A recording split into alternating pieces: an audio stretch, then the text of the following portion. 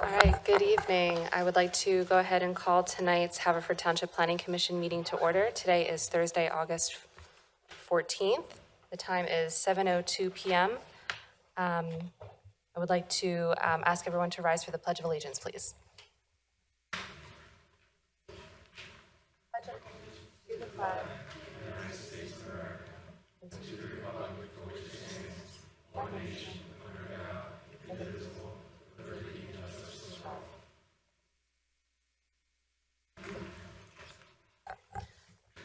All right, thank you. I'll do a quick roll call. So this evening we have Mr. Channon. Here. Mr. Welsh. Here. Mr. Capuzzi. Here. Mr. Montresor. Here. Ms. Jusek. And Mr. Cortese is absent. I am Maggie. I am the chairperson of the Planning Commission, and just want to make an announcement this evening. We have a very full agenda, and I do want to have a hard stop at 10 p.m., if not earlier. So I do have a time limit that I'm imposing on all of the applications this evening. So we will be holding everyone to those time limits. So we will be brief but thorough. So if everyone can just be mindful of that, I would appreciate that. That'll just make sure that we can get to all of the applications in a timely order tonight. So without further ado, if I can please call the first applicant up. This is 2620 Prescott Road for a lot consolidation plan. Sir, if you could introduce yourself, please, and your proposal. I'm Patrick Spellman with Site Engineering Concepts. Paul Needle, the owner of the property, is here with me. This should be pretty quick. The property is a double lot. It consists of two deeded parcels, I should say, that make up the one property, and the owner is proposing to remove the dividing line, basically making one consolidated lot. We got the Delaware Planning Review letter, no issues there. We have a review letter, Township Engineer that we responded to, no real issues there, other than they pointed out we needed the infrastructure vicinity map for 400 feet. We're asking for a waiver of that, since this project does no change in use and would have no impact on the infrastructure in the area. And with that, considering you're in a hurry, shouldn't say a hurry, but you like to keep things moving. We'll take any questions. Okay, thank you. I will just note, it appears that with this lot consolidation plan, by getting rid of the existing parcel line, you're actually turning the existing home and property into more of a conforming lot. Yeah, I was going to point that out, but in brevity. So there are 8 nonconformities between these two properties right now, and we're going to reduce it down to 3. The most important one, of course, being impervious, which is sitting at 66% right now, and I can't get this thing to move, so it will get it down to 33%, so well over the allowable to well under the allowable. Okay, thank you. I'll start over on this side. Steve, if you have any questions or comments for the applicant. No comments or questions. I happen to be a neighbor a couple blocks over, so very familiar with the property. It's on our walking route. I'm kind of happy to see it be consolidated like this, in that there's a lot of mature trees there, so I'm sure a lot of the other neighbors kind of share that sentiment. So, Is there any proposal to take down any trees on the property, or everything No. is just as is? Yeah, just no changes here other than removing the property line. Lou, anything? David? No, you covered my question. Okay. Kim? No comment. Angela? Why are you consolidating the lots? It would just makes it administratively easier for the applicant to, I think they discussed with the township to put on an addition, and they said that they would need a lot of zoning variances to do that, or you could just consolidate the lots and make the whole process very simple. That's all, thank you. And I'm just looking here, so the total building coverage, so we talked the impervious coverage will come down, so by consolidating, you'll be at, because currently the building coverage is also non-conforming, so you're bringing it down to conforming and then Right. theoretically adding to it with a future addition at some point? Yeah, I believe a modest addition 300 square feet is really not a lot of room to do something, but I don't know the exact number at this point.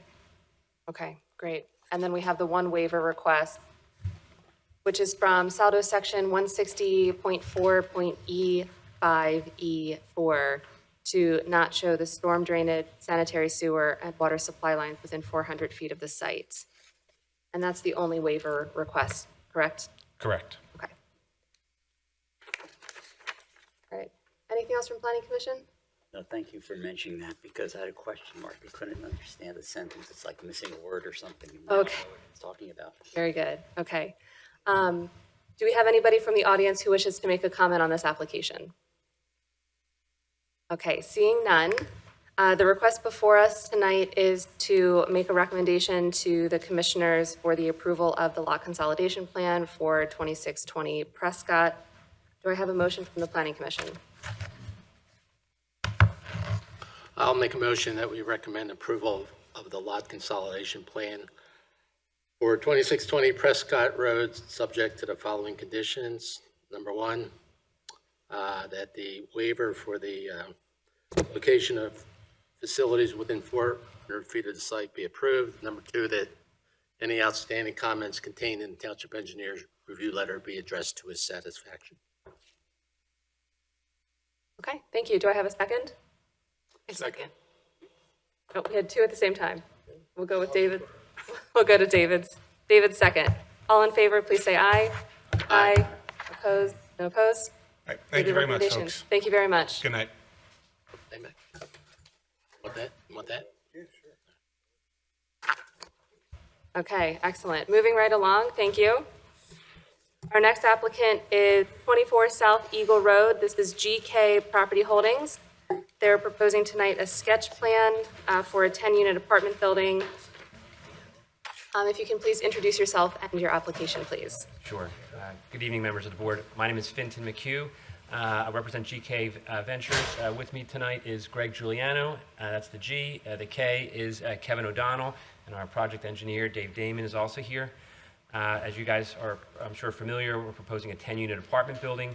The property is kind of a unique orphaned property where it's kind of a legacy of, it has an old dilapidated home on it. That property is split zoned. It's partially in the R8 Garden Apartments district. It's next to the Garden Apartments to the south. It's partly the office zoning district to the north. What we're proposing is kind of a transition type of a use between the commercial uses on Westchester Pike and the Garden Apartments to the south of us. We obviously cannot meet the minimum 2-acre zoning requirement for this property because it's only about 0.6 of an acre. So I know that they originally were entertaining a larger number of apartments, but they're trying to get it down to a point where it's both economically feasible and trying to get it to the point where hopefully it satisfies the township and the neighbors.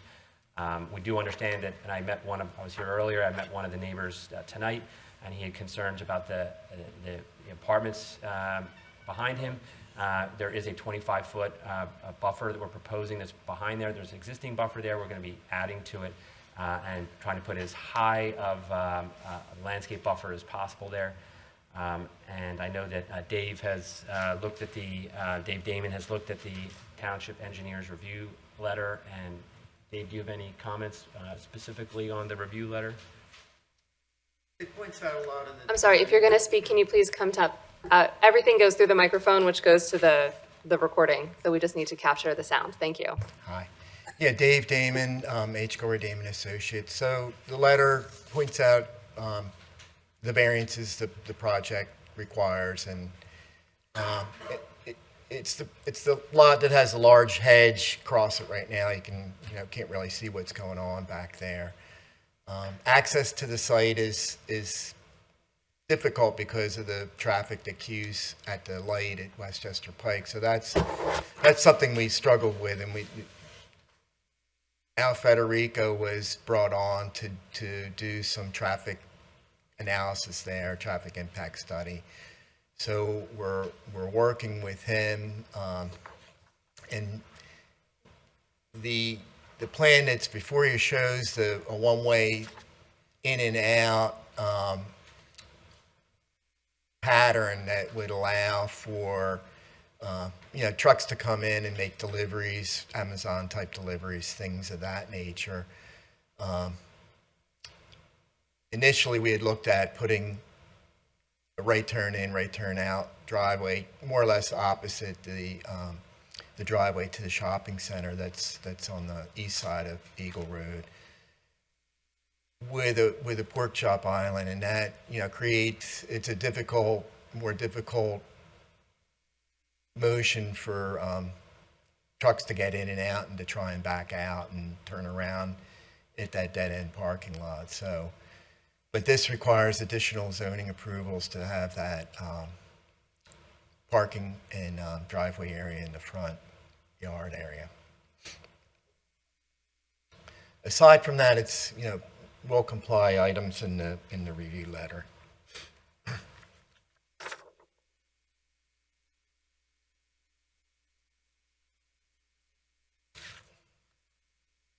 And really here to get feedback from the Planning Commission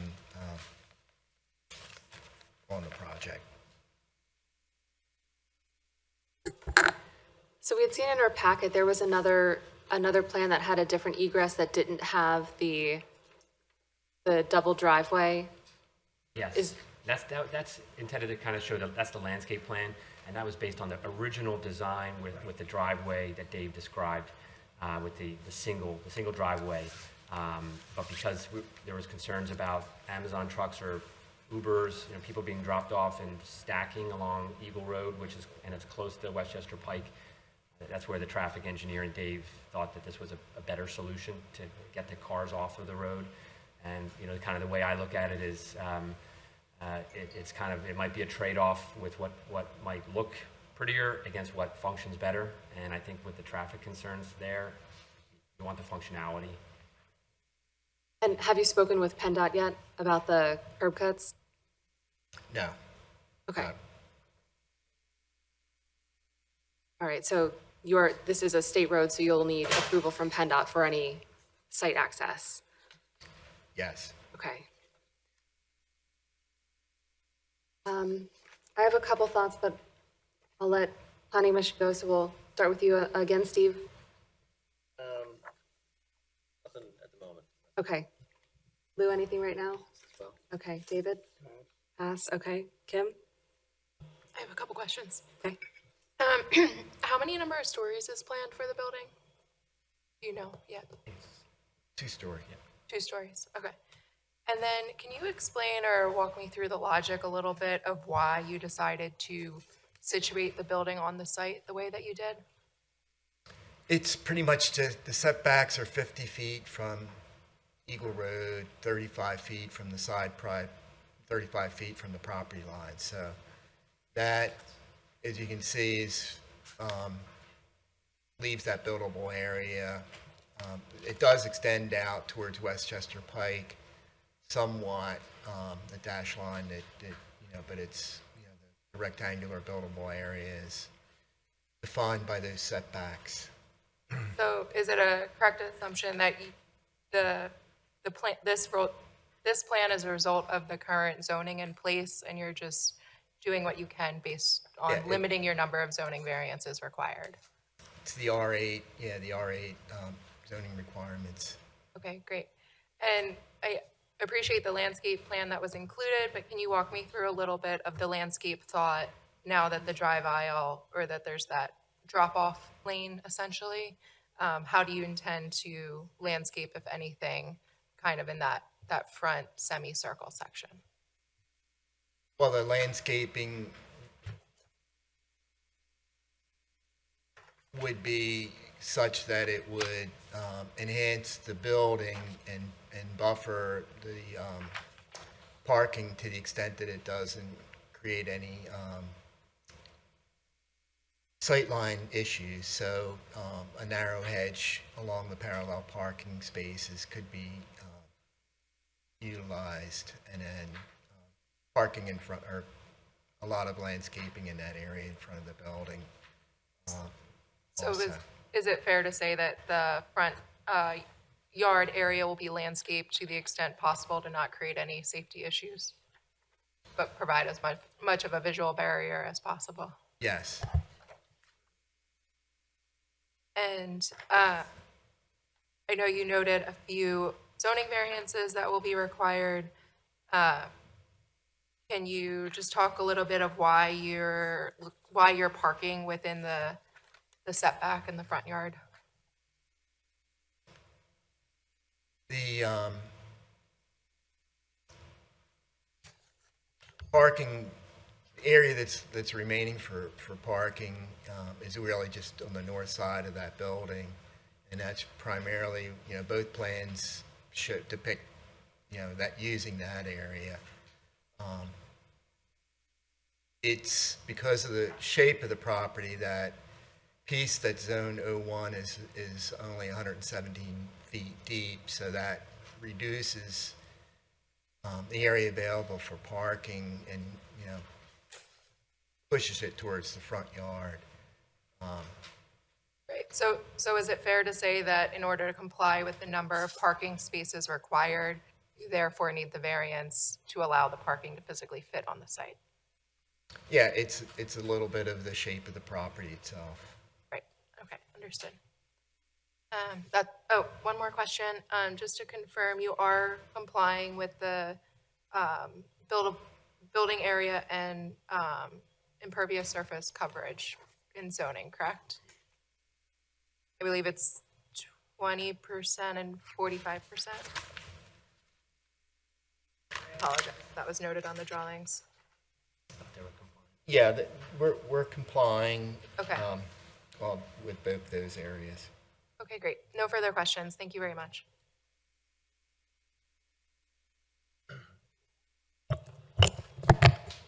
Yeah. First off, are you intending to consolidate these two lots? Correct, yes. Okay. Have you considered petitioning the township to change the zoning on the office parcel? We have not considered that. Okay. Normally with the variance request, you have to show some type of hardship. And also you have to indicate that the relief you're requesting is the minimum relief required. So the question becomes, why do you need 10 units? Why can't you do 8 units? It's an economic feasibility issue. Economics isn't a factor in determining hardship. Right. But if the property, yeah. I guess my point is, if you reduce the number of apartments to 8, you could eliminate a couple more of the variances you're requesting. You won't need the parking spaces in the front yard. You'd have a little bit more green space available for the project. And I think it would end up being a better alternative than fitting it. And also the building's longer than that's permitted by code. I think code says 100-foot maximum. So if you reconsider the number of units, you might have an easier time getting your other variances. There's an alleyway that shows on the plan, and the township engineer asks if you have any access rights to that alleyway. So that alleyway does appear on the drawing, so and the deeds for the smaller parcel that's zone 01. So it's actually, it's an old parcel that, does have rights, but only that 17 by 30-some foot parcel that's zoned 01 has rights to it. And Okay, the I mean- portion of that alley that goes out to Westchester Pike is, being used for, Parking. parking. It's not, So, I mean, if this plan proceeds, would you be willing to give up whatever rights you have to that alleyway? yeah, they really can't use them, yeah. No. Maybe just for an emergency access for if the fire company desires it. Yeah, that was looking like a long shot, and we haven't thrown it out, but it looks like a long shot to be able to put it in there, but if emergency access became an issue, that, we'd have to at least further pursue to see what that long shot looks like. Okay, one last piece of advice, make sure you go through the ordinance pretty well and you identify all the possible variances you may need. You don't want to have to go back a second time in case you miss something. Yeah. Yes, and just, sir, to your earlier point, the owners did vet the numbers on 8 units and other lesser numbers. And as this currently stands, at 10 units, it still loses money in the beginning of the project, so, and for a number of years. So that would be something that we'd have to obviously address with the zoning hearing board. Right. Yes. Yeah, go ahead. But as Angelo suggested earlier, you may find an easier road to go through. I don't know about easier, but more sure to go through the township to change the zoning, because you have other issues putting residential into an office, parcel that's zoned office 1. Correct. And you may not meet the variance requirements, assuming the zoning hearing board applies the law. Correct, yeah. I mean, the fact that it's split zoned and you have to meet it both on the office district and the residential district, it makes this property extremely challenging. Quick question about the inclusion of the deed in the packet. Was there some question about ownership, or is that just a courtesy copy for some reason? No, we just had that, we just submitted that as part of I always put the deeds in there.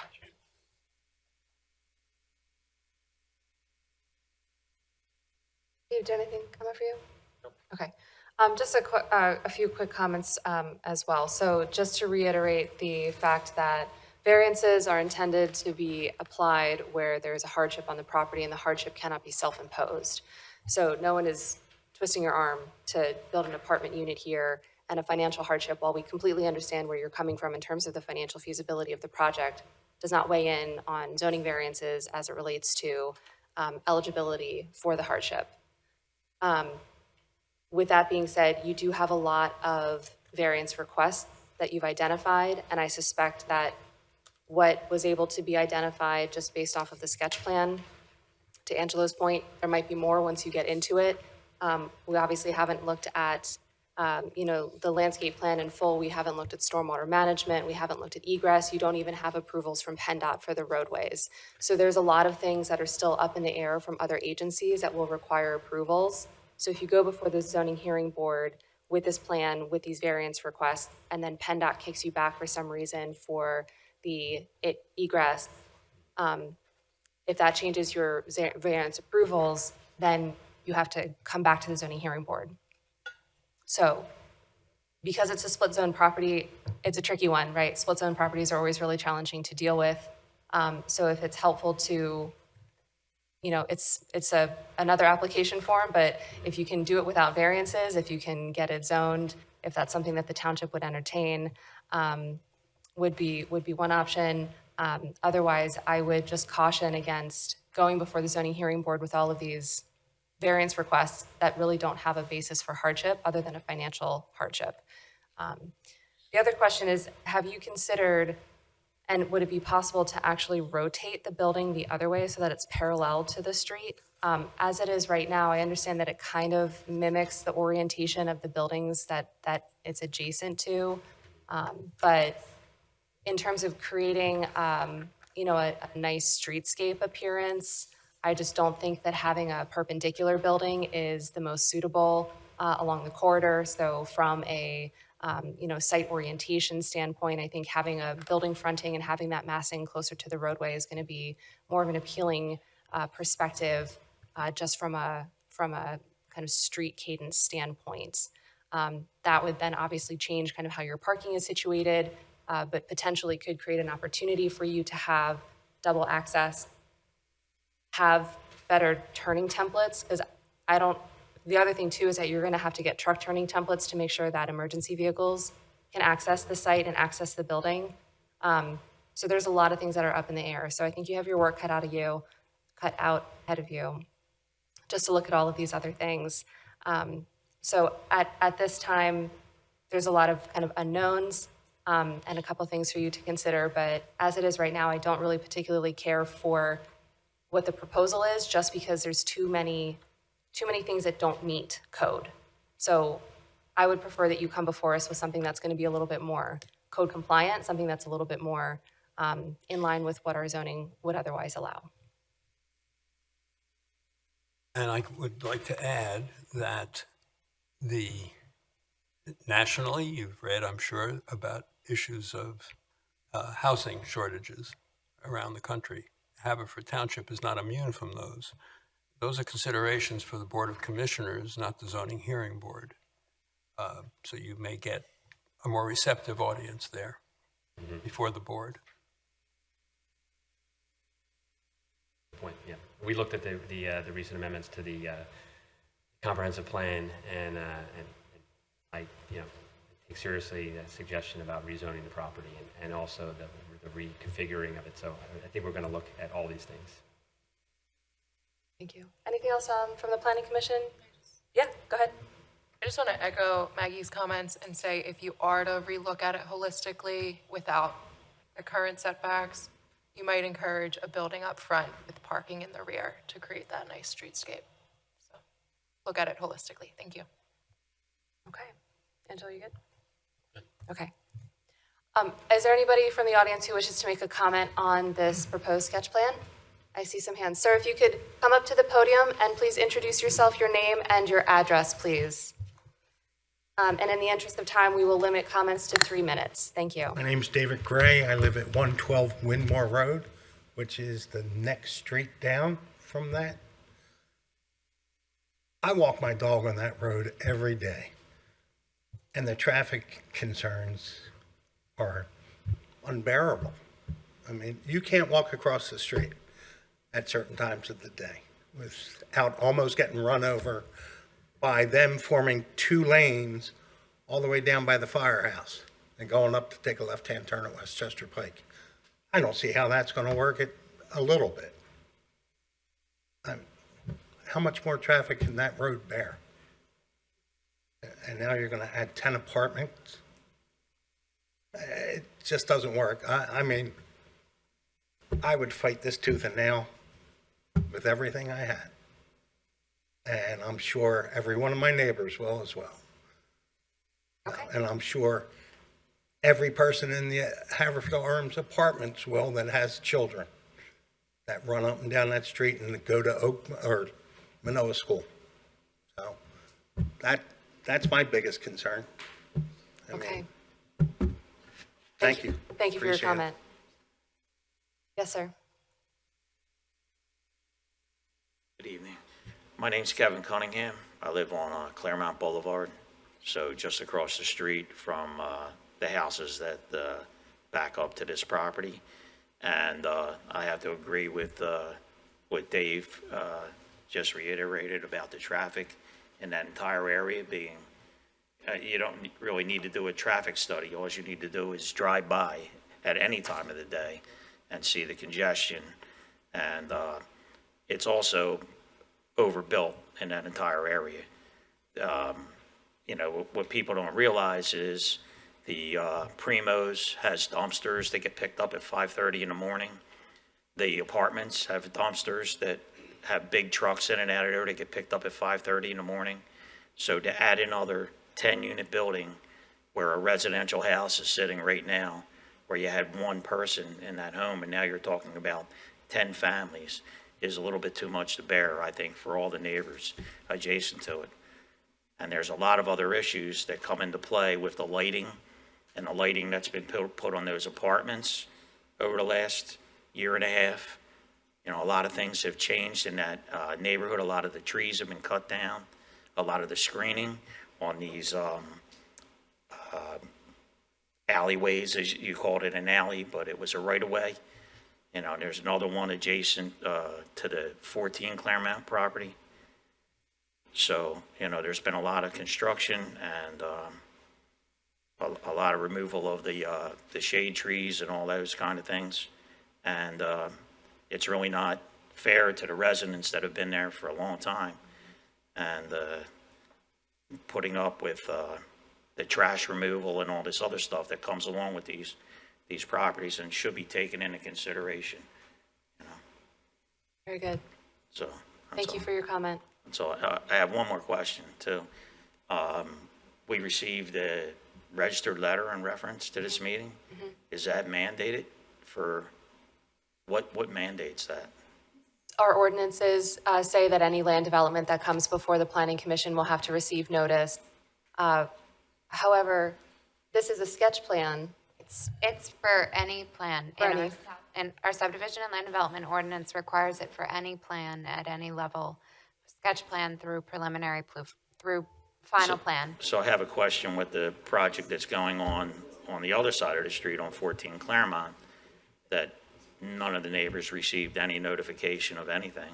And I see, It's I'm not- everybody within 200 feet of the project receives a notice. If your property is within 200 feet of the subject property, you're supposed to receive a notice. right, so how come nobody received notice on the 14? Was that a land development? Claremont was a land development that was approved in 2023. Okay. How Yeah. was it approved without this process going by? Their notifications would have been in 2023. Yeah. No notices were sent out. I was not here at that time, but I could look into that. I'd appreciate it. Sure. Thank you, sir. Anybody else? Yes, sir. Hello, my name's Doug Henry. I'm at 1 Claremont, so I'm at one of the two that is directly behind a 10-unit apartment. I have some concerns, echoing everything that my neighbors have said. Traffic, horrible. It's already noisy in the area.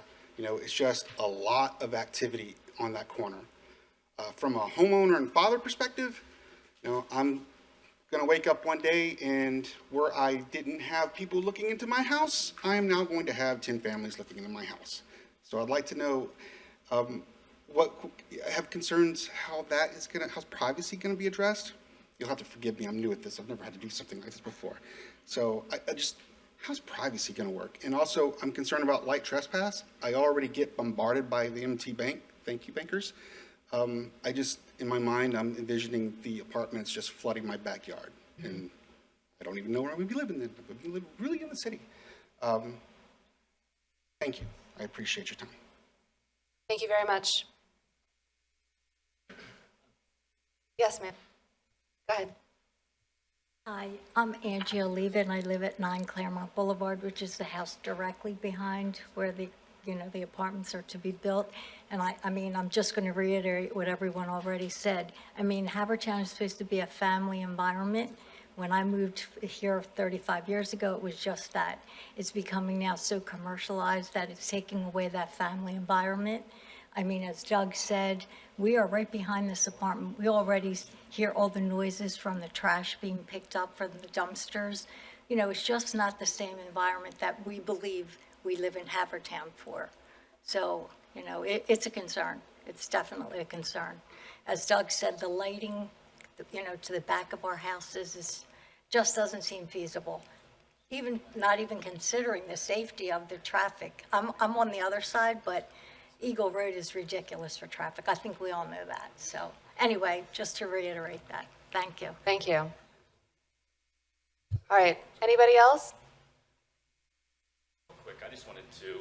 Yeah, can you My name's introduce Kevin yourself? O'Donnell. Thank I'm you. the owner of the property with my partner, Greg Giuliano, and I appreciate everything everyone's saying. And when I looked at this property, I look at the zoning of properties when I buy them, and the zoning of it currently is garden apartments and office, right? And I believe the house that's on there currently is, it's a miszoned property in that sense. So the whole side of Eagle Road there is garden apartment, garden apartment, garden apartment, office, office, office, office. So that's ultimately what's there. And as a builder and I was born and raised in Haverford Town, very respectful of my neighbors and improving the landscape of the town. And I can appreciate the traffic concerns. We did have to hire a traffic engineer who did a traffic study, literally counts cars, minimal to no traffic impact to the effect that he said, carry on with the plan and going for your approvals. knowing that it's not going to be an issue to get the PennDOT curb cut. Al would have flagged the project right then and there, knowing we don't want to waste any time and effort if it's unfeasible.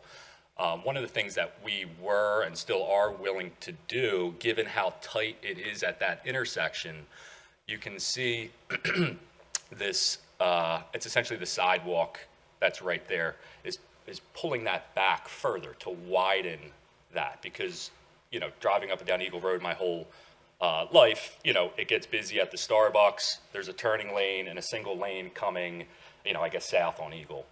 And, you know, I don't know, we can appreciate how tight it is there, and we have a pretty deep lot where we'd be willing to, if it helped, to sacrifice some depth in our lot to accommodate more space there. And I'm saying this knowing that the traffic study and where it came back is little to no impact. And I can understand that 10 apartments may sound like a lot of traffic, but it really isn't. They're 10 one-unit apartments. So there's there may be 7 single units and 2 two-bedroom units, right? Where there's, you know, by code, you need 2 parking spots per unit. The reality is that's not what's going to happen for one-bedroom units. So you're talking about 10 to 15 cars that are migrating in and out. And, you know, I just think it's a very unique and challenged lot. I think it's miszoned in that it has a residential house on it, yet it's zoned garden, apartment, and office in a commercial corridor. So that the single-family home is not fitting. And, you know, we buy properties. I own properties in Haverford Town. This is what I do. And the Haverford Road corridor, I'm working on something. I'm actually on the agenda next to continue to improve Haverford Township. And we need apartments. We had supported the local commissioner for that need for apartments. And I think that's a Board of Supervisors kind of recommendation, as you said. But I just wanted to introduce myself and put the concerns that the traffic, it's probably not as much as you think, though I can appreciate how tight it is, and we're willing to, if it helps the cause, to widen, to give some of our frontage back to the state for the highway. And any of the landscape buffers that are there will surely be tall enough to, you know, limit any impact on privacy. We don't want that, right? It's, but there are apartments next door, and it is a commercial corridor. So that's all I have to say. Thank you. Thank you. And just for the residents' awareness, so this is just a sketch plan, so we don't have any engineered designs. This is kind of the first blush. We provided some feedback to them. It sounds like they will take the considerations to heart and consider their options and come to us then next with a proposal. So if it comes before us as a preliminary land development, there will be additional opportunities for you to come and see what is being proposed, hear the conversation, and additional opportunities for making public comment at that time. So this is just the first step in this process. I'm sorry, just before it comes back here for consideration for land development and approval by the Board of Commissioners eventually, it has to get zoning approval first. So generally, it's up to the applicant if they want to submit a revised sketch plan to the Planning Commission. They don't have to. They can go right to the zoning board and ask for whatever variances they need. So it is possible that the next time the applicant comes to the township, it may be before the zoning board. And the zoning board has criteria that requires notification to adjacent property owners. I'm not sure how far away they have to live to get that notice. 400? 400 feet. So it's within 400 feet. So if they go to the zoning hearing board and you're within 400 feet, you will get notice about that. That is a separate body, a separate process that reviews specific variance requests. They're a quasi-judicial body, so they would make a determination on the specific asks that the applicant may have before the zoning hearing board. And then, yes, they could come back to us for a revised sketch plan or a preliminary plan review. Does that cover everything? Yep. Okay.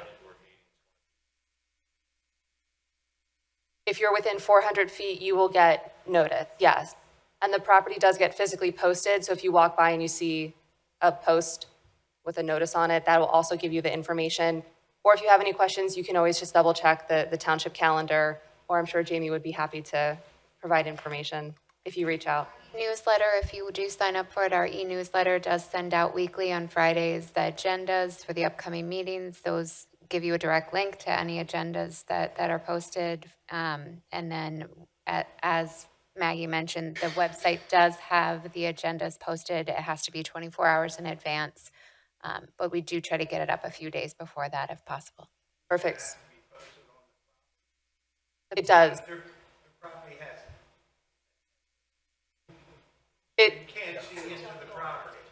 That will be, yeah, it'll be posted. It has to be visible from the public right away. So I'm not sure where exactly it's going to be posted, but it will be posted. But the best bet, to Jamie's point, is if you don't already follow the township's newsletter, please sign up for that. The best course of action is to be an engaged citizen. So you took the first step by coming here tonight. So thank you very much for coming and providing your public comment.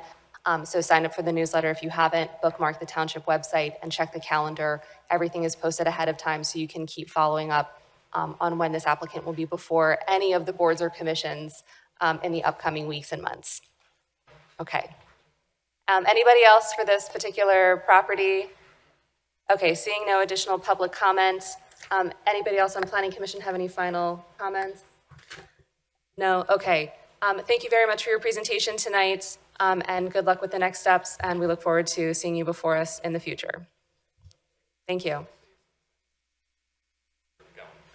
And next up, 83 South Eagle Road. This is OD Investments, LLC, with another sketch plan. Please, Mr. McHugh, take it away. Yes, still Fenton McHugh. Kevin is still here. This is another split-zoned, non-conforming property. It's partially located, it's 83 South Eagle Road, partially located in the C3 General Commercial District, fronting on Eagle Road. There is a landlocked parcel that is in the back. It's zoned R6 medium density residential, so you could put theoretically a quad or triplex there. Currently, just today, back there is storage, but it's kind of I don't know about unorganized, that might be a little too harsh, but there's, I think, 5 containers, shipping containers back there, as well as a shed, as well as, I think, a 10-yarder dumpster. What Kevin is proposing to do is keep the existing building that's in the rear of the C3 lot. That's the long rectangular lot. Keep that existing building. He's proposing to put up a indoor storage building on the R6 portion of the property as shown on the plan, with landscaping around it. The building in the front is a 3-story mixed-use building. It's, I believe, vacant right now, but it's that one's a little bit of a wild card. Where part of the reason we're here is to get feedback on that building.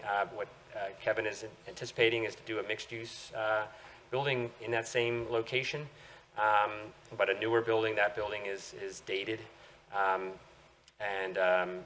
so I guess in terms of a mixed use, you'd be talking about something on the commercial on the bottom, apartments on top, or I know he's also discussed apartments, all 3 floors. That would be an option if, again, the zoning hearing board, planning commission, and board of commissioners would like more apartments as opposed to a true mixed use building.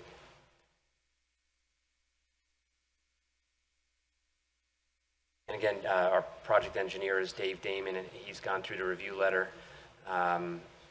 Dave, do you have any points that I didn't make that you want to address?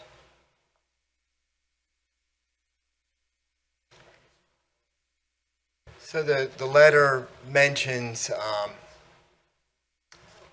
that their perception is that we're providing too much parking for the uses, and in some instances, like the storage building probably only requires 5 spaces under the code, but the mixed-use building out front and in the rear building is mostly office space right now. So between those 2 buildings, and the parking count could be as high as required around 70, and that's pretty much what's being required, or being provided, 73 spaces. Aside from that, it's working on trying to find better places for the loading areas and the trash also. So that's one of the comments in the letter that we would comply with, especially with the loading space that is cited that's in the front off of Eagle Road. So it's the McGoldrick Electric property right now, and the other parcels paved mainly and with the storage shipping containers Fitton spoke to. And just on, to add to that, that back parcel, it is zoned R6. It's non-conforming use on the property, and it's landlocked. So, I mean, it would be hard to imagine people would want to drive through, whether you call it commercial, industrial type property, get to their, whether it's apartments or residents back there. And similar to 24 South Eagle, this project would require reverse subdivision plan to combine those two parcels, which would eliminate some of the nonconformities for that landlocked parcel. And it's also similar that it's split zoning, so it is complicated and difficult from that standpoint also.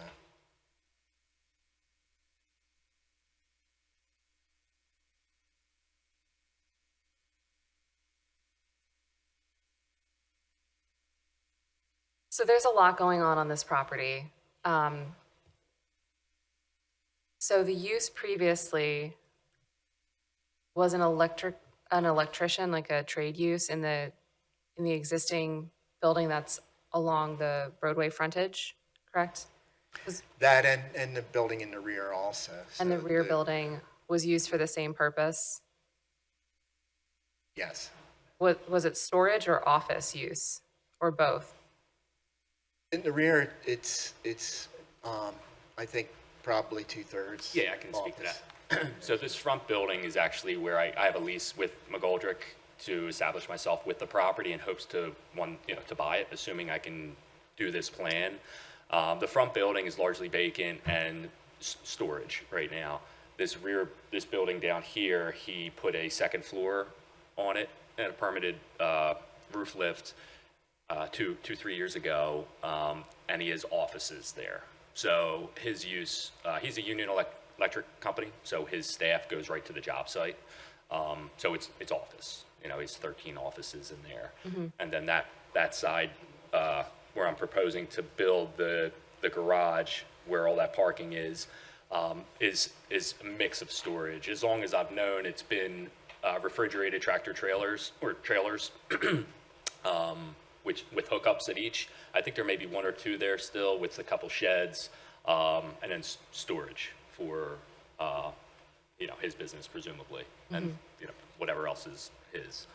And currently the whole lot is impervious. I did want to touch on that, and we are restoring quite a bit back to non-pervious as part of this that you could see. But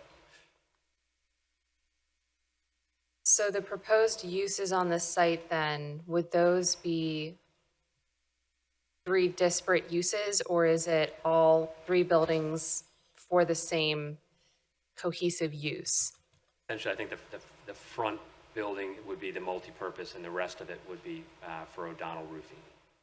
For O'Donnell Roofing? Yes. So you have a prospective tenant then for the, yeah, I would, the way it is, I will move forward with the purchase of this property if in fact I can build the storage building in the back, and any approvals I need to run my business from there.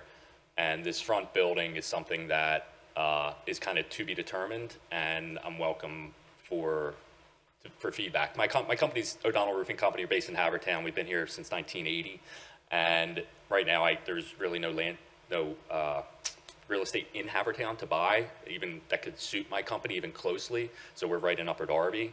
with the Havertown address, and the hopes is to, really be a Havertown, company again. And this lot came up on the market a couple years ago. I didn't know that it was so big. Ryan bought it, put his company in there, and now he's downsizing, and we need extra space. So. Okay, so the new building that you're proposing in the,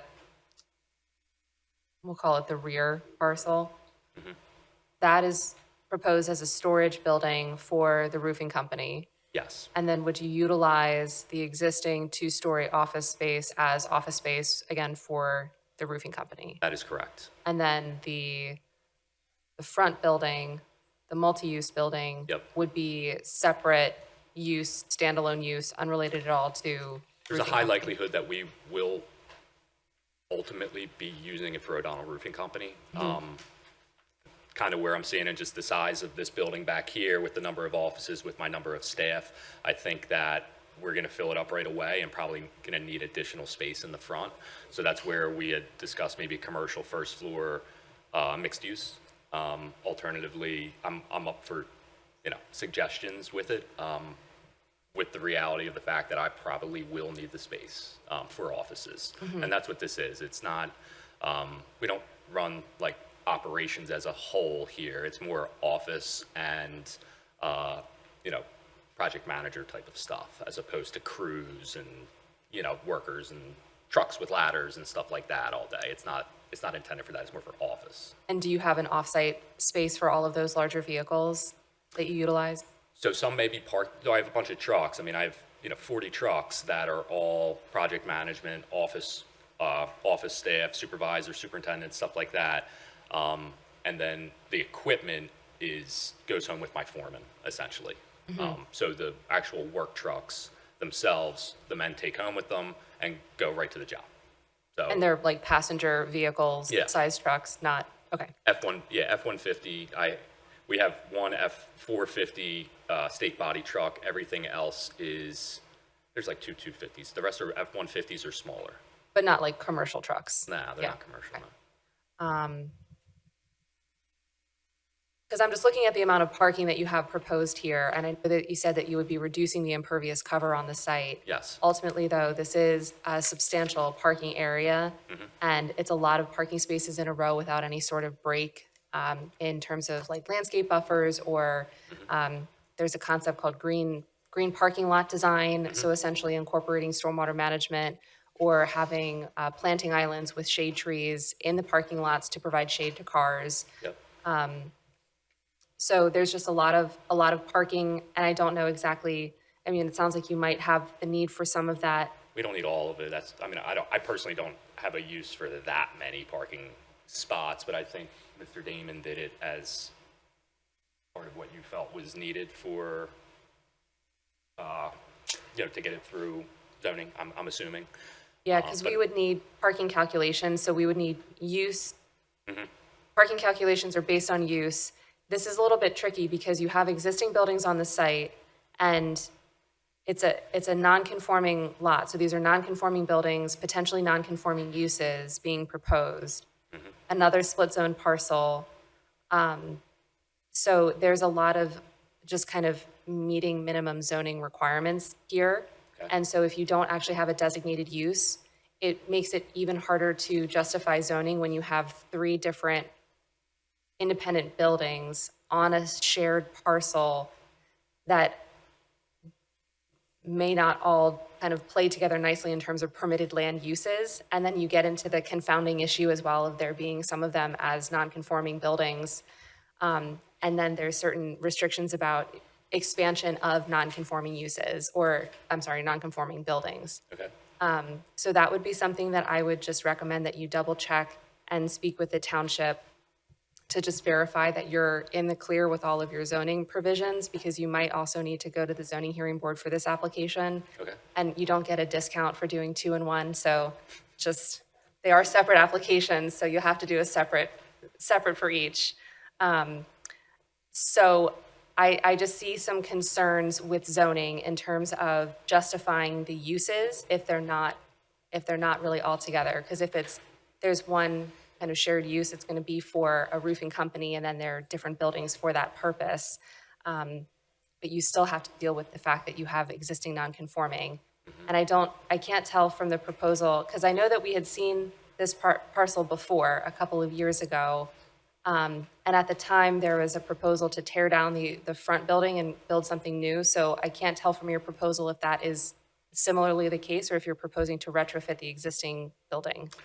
I would, I would keep it in the same footprint effectively. I think the condition of the building now, it's like 100-plus-year-old house type structure with a commercial addition on the front of it. And just based on the existing condition of it, it's probably, be a lesser investment to just start over as opposed to trying to renovate it for many reasons, energy efficiency reasons as well. Like, it's just not, it doesn't even have good bones kind of thing. So, and that's not a project that I would be looking for permitting for anytime soon, but the reality of what's happening there will probably end up being a rebuild. So if you tear something down, you have to rebuild it in accordance with all codes, setbacks, and the like. So if you take it down, and if it's an existing non-conforming, you can't just put it back in the same spot without relief. Okay. So I'm not opposed to that. I can still come back. I believe the side yard setback, it's within the side yard to the funeral home, 5 feet, I believe. But that's okay. That's something that's not a make or break for me with this at all. It's the office and the space and the garage. Okay. Yeah, so I'm going to stop talking and let other people kind of share their concerns. But really my main concern here is that, again, you have a split zone parcel. You're proposing essentially a cohesive use on it, potentially, in which case, if it works with the split zone, fine. If it makes more sense, again, to do a rezoning, again, that would be a conversation that you'd want to have with your attorney and with the township. But same thing again here, we're keeping the existing ingress and egress, so the curb cut doesn't appear to be changing, but I have some significant concerns about just the parking configuration. Again, going back to your truck turning templates, where your trash enclosures are proposed, how vehicles are going to navigate around the site, where are you putting your stormwater? All of this would count as a redevelopment, so even though you're getting rid of the impervious cover, you still have to do stormwater management, so you'd have to come up with a plan for that. And then just generally, there's no vegetation proposed. Well, there's no landscaping plan, but there's just a lot of parking without a lot of vegetation and landscaping. Within the parking area itself, you've got the one trash enclosure like in a landscape island. So the whole thing is obviously, again, challenging because the site is a weird shape, and I understand that you're working within that. But there are other things I think that could be considered that would improve just the overall layout and functionality and circulation around the site, in addition to the zoning considerations that you'll want to take a look at in terms of expansion of a non-conforming building, and just general use classifications on the property. So I'm going to stop there. I'm going to start with him this time and go the other way. Great, thank you. Curiosity with the parking. So the long parking kind of between the two office uses, you have a 24-foot drive aisle, two parking spaces, and another 24-foot drive aisle. It seems like if you put the parking to each side, you could have one 20-foot drive aisle in the middle and have a lot more impervious surface. In general, it seems, looking at, high level at this plan, which is what a sketch plan is, in my opinion, you have a lot of parking, right? You're not even close on your buildable area. And, I can definitely, you talked about earlier how you're invested in the Eagle Road corridor and making that Havertown a nice place. We heard from the residents the desire for like a family-oriented area. And what I see here is a large parking lot with a couple little buildings. So I'm not sure if that's completely aligned. However, I can definitely appreciate the need for businesses to be in Havertown and the limited area they can go right now. So I do feel like that putting the need for storage kind of buffered from residential and behind a commercial space is is a pretty good solution given where Haverford Township is in terms of how much land is already developed. I think in general, I would encourage you to look at the approved comprehensive plan, which I believe has this property marked for mixed use. So while that's not fully defined in any kind of zoning ordinance yet, I think it's fair to say that while you have multiple uses, I don't know if this fits the current planning concept of a mixed-use development. I think all in all, though, this proposal is an improvement on what's there, which is always appreciated. Thank you.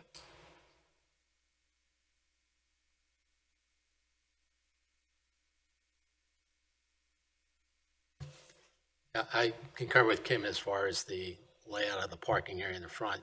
You could have a double-loaded single driveway as opposed to single-loaded with two driveways. You will save 20-some feet of impervious by making those adjustments.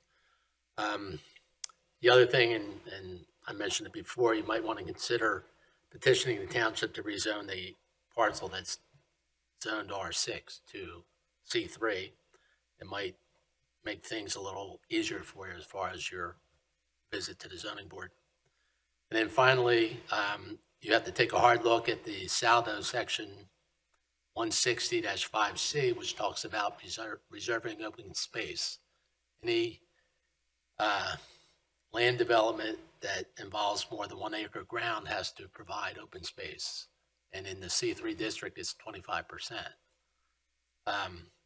There is an option if the Board of Commissioners so decides to pay a fee in lieu of that open space, okay? But that's a decision that doesn't rest with you, it rests with the Board of Commissioners, and technically, you're supposed to prepare a sketch plan that shows development with the open space and without the open space so that the commissioners can decide which they prefer.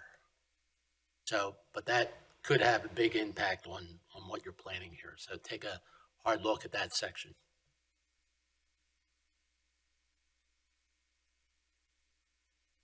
I concur with the comments to my left, to everyone to my left, and reiterate what we talked about with the 24 South Eagle. Namely, you might be better off changing the zoning rather than trying to get a bunch of variances. I mean, maybe change the shoe instead of trying to get a foot into the shoe that doesn't fit. That's the right analogy. Anyway, this is a general aesthetic consideration, but it's aesthetic, but lighting and trees, greenery, drainage, all those things that aren't your direct economic and building issues and zoning issues. The more trees, the nicer it is, the better it is for the world Understood. and the neighborhood. You can deal with lighting in lots of ways, as you know. So those are considerations that might help you as you come back here or go to the commissioners. So. Much appreciated. Thank you. Other representatives were here when this came up in a prior cycle, so in the interest of fleshing things out, I have this vague recollection that there's conversation about the front building that historically used to be a religious place and then it was a medical place. Oh, I'm sorry. Directly the question, you might want to look into whether there's some historical significance to some aspect of that building, because I recall some discussion about that last time around. Maybe it has something to do with stained glass or something like that. Yeah, I think there is. But I looked at that. Yeah, the last time this was before us, we did talk extensively about the potential historic nature Yep. of the building, and just preservation of kind of historic, I don't know if it's historic necessarily, but preservation of. We looked into it. We didn't find anything. And I mean, have you seen the building? It's like a big commercial 15 by 40 foot addition on the front of it. That's not. Yeah, and I recall there had been some discussion about taking off, essentially restoring the building to its original kind of facade and taking off some of the later additions that had been added to it which have modified it over time. But Yeah. I know that's not a question here, but that, yes. And the stained glass, I had forgotten about that. But just for your information, that had been discussed previously. No, I have no other comments. Okay, great. Would anybody from the audience like to make a comment about this application? Yes, sir.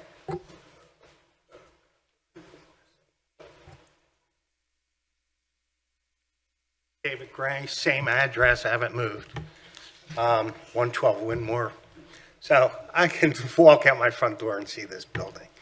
You're right about the historical content. That at one time was a beautiful building. I've lived in Haverford Town my whole life. And I vaguely remember that building. When Joe's Bar was right there where Domino's is. My concern again is traffic. You have got to be the busiest roofing company around if you need that much parking for your clients and your offices. My concern is you're building a storage shed or garage, as you put it, not a storage facility as written in the letter. My concern is your trucks going in and out all day long picking up material. I can see that happening. Same as the egress out to Eagle Road. It's just nonstop traffic, nonstop.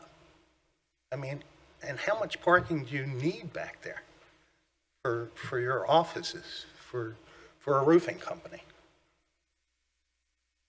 I mean, I'm worried about signage when your business is up and running. Where you're going to put a big sign, you're going to put a lit sign. There's a lot of concerns about it.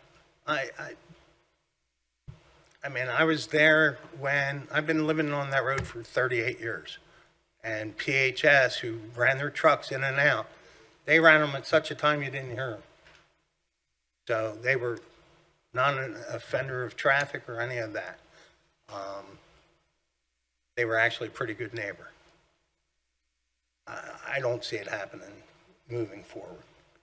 I would really like if you brought that stone building back to its original thing. That would be perfect. I'd love it. Company in there, I would do it in a heartbeat. You know? But, you know, you're not telling us what you want to do with this building, other than multi-purpose. One hand, you're saying apartments. How many more apartments do we need in Havertown? You got two, you're talking about putting 10 apartments right up the street. You have the Haverford Arms apartments right there. You have the Windmore apartments right next to the firehouse. I don't get it. I don't get how the township allows it. You know, where do you draw the line about making money for the township? I mean, like I said, I've lived here for 66 years, and man, I've never seen a town develop so quick when it's supposed to be a family place. There's no place to breathe. You're overpopulating our schools with families that are moving into these apartments. They don't pay taxes. They don't pay they don't pay school taxes. Who pays the school taxes? Us, the people that live here. Right? Got to come up with a plan to charge these people something for sending their kids to a public school. I mean, it's getting to the point where people are moving out because they can't afford the taxes anymore. So, I mean, I have many, many concerns over it. That's, you know, and I guess until we're in front of a zoning commission or I can't really fight too much about it, right? Unfortunately, we have no control over taxes. Well, I understand that, but I'm just saying, yeah, it needs to be addressed at some point. Appreciate your comments. Right, Thank thank you. you. Thank you. Anybody else? Yes, in the back.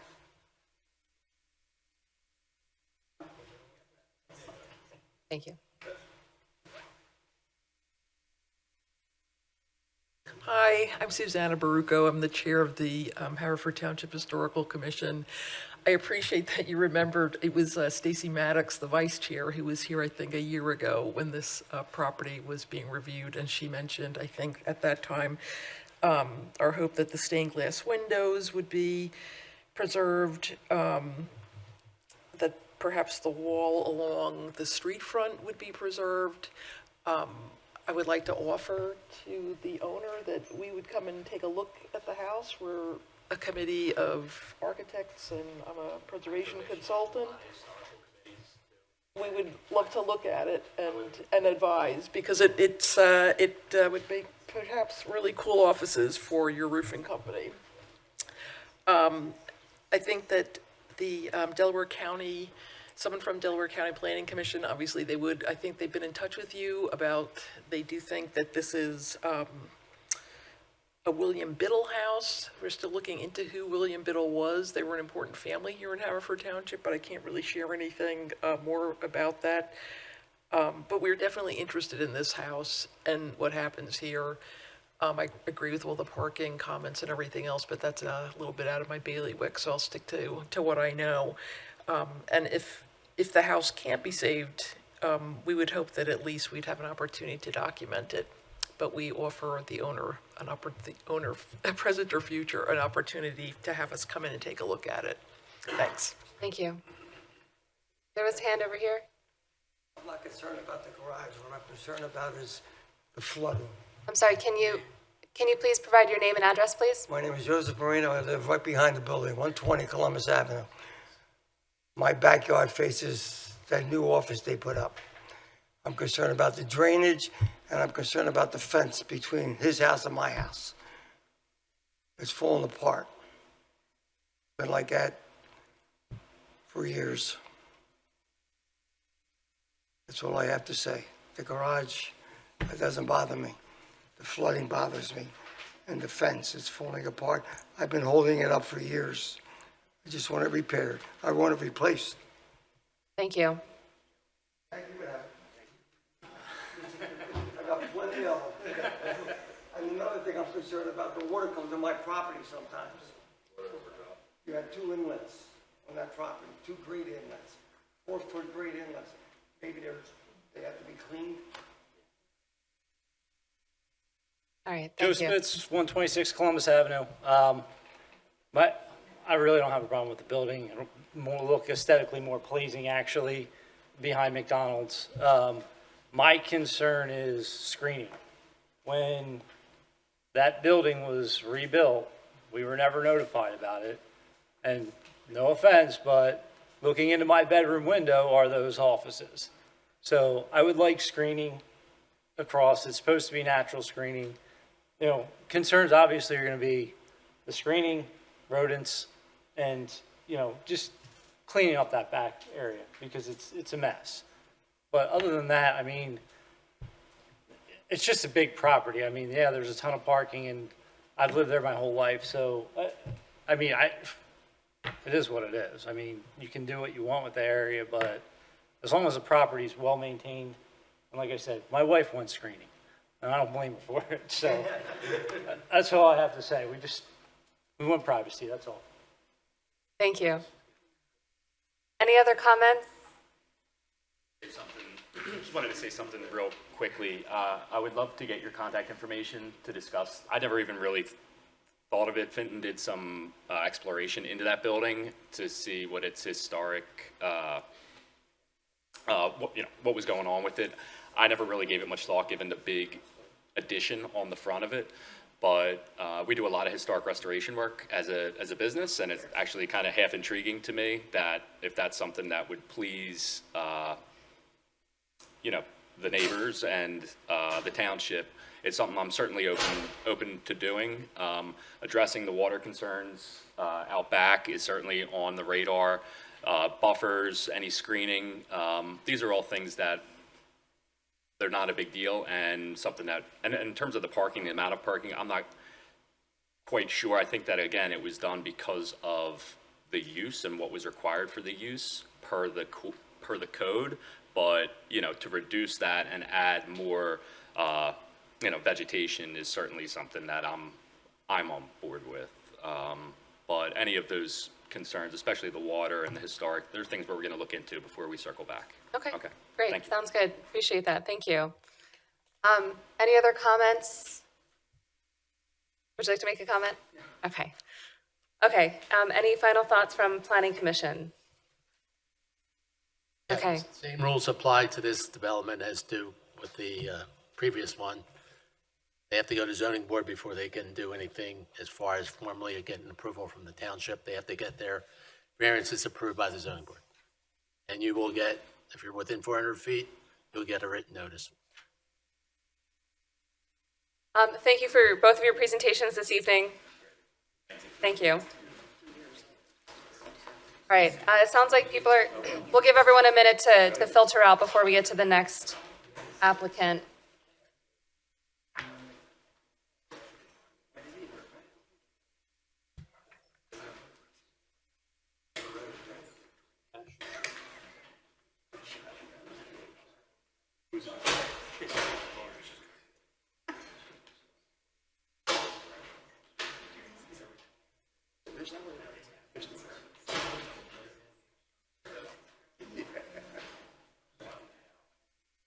Took your email serious.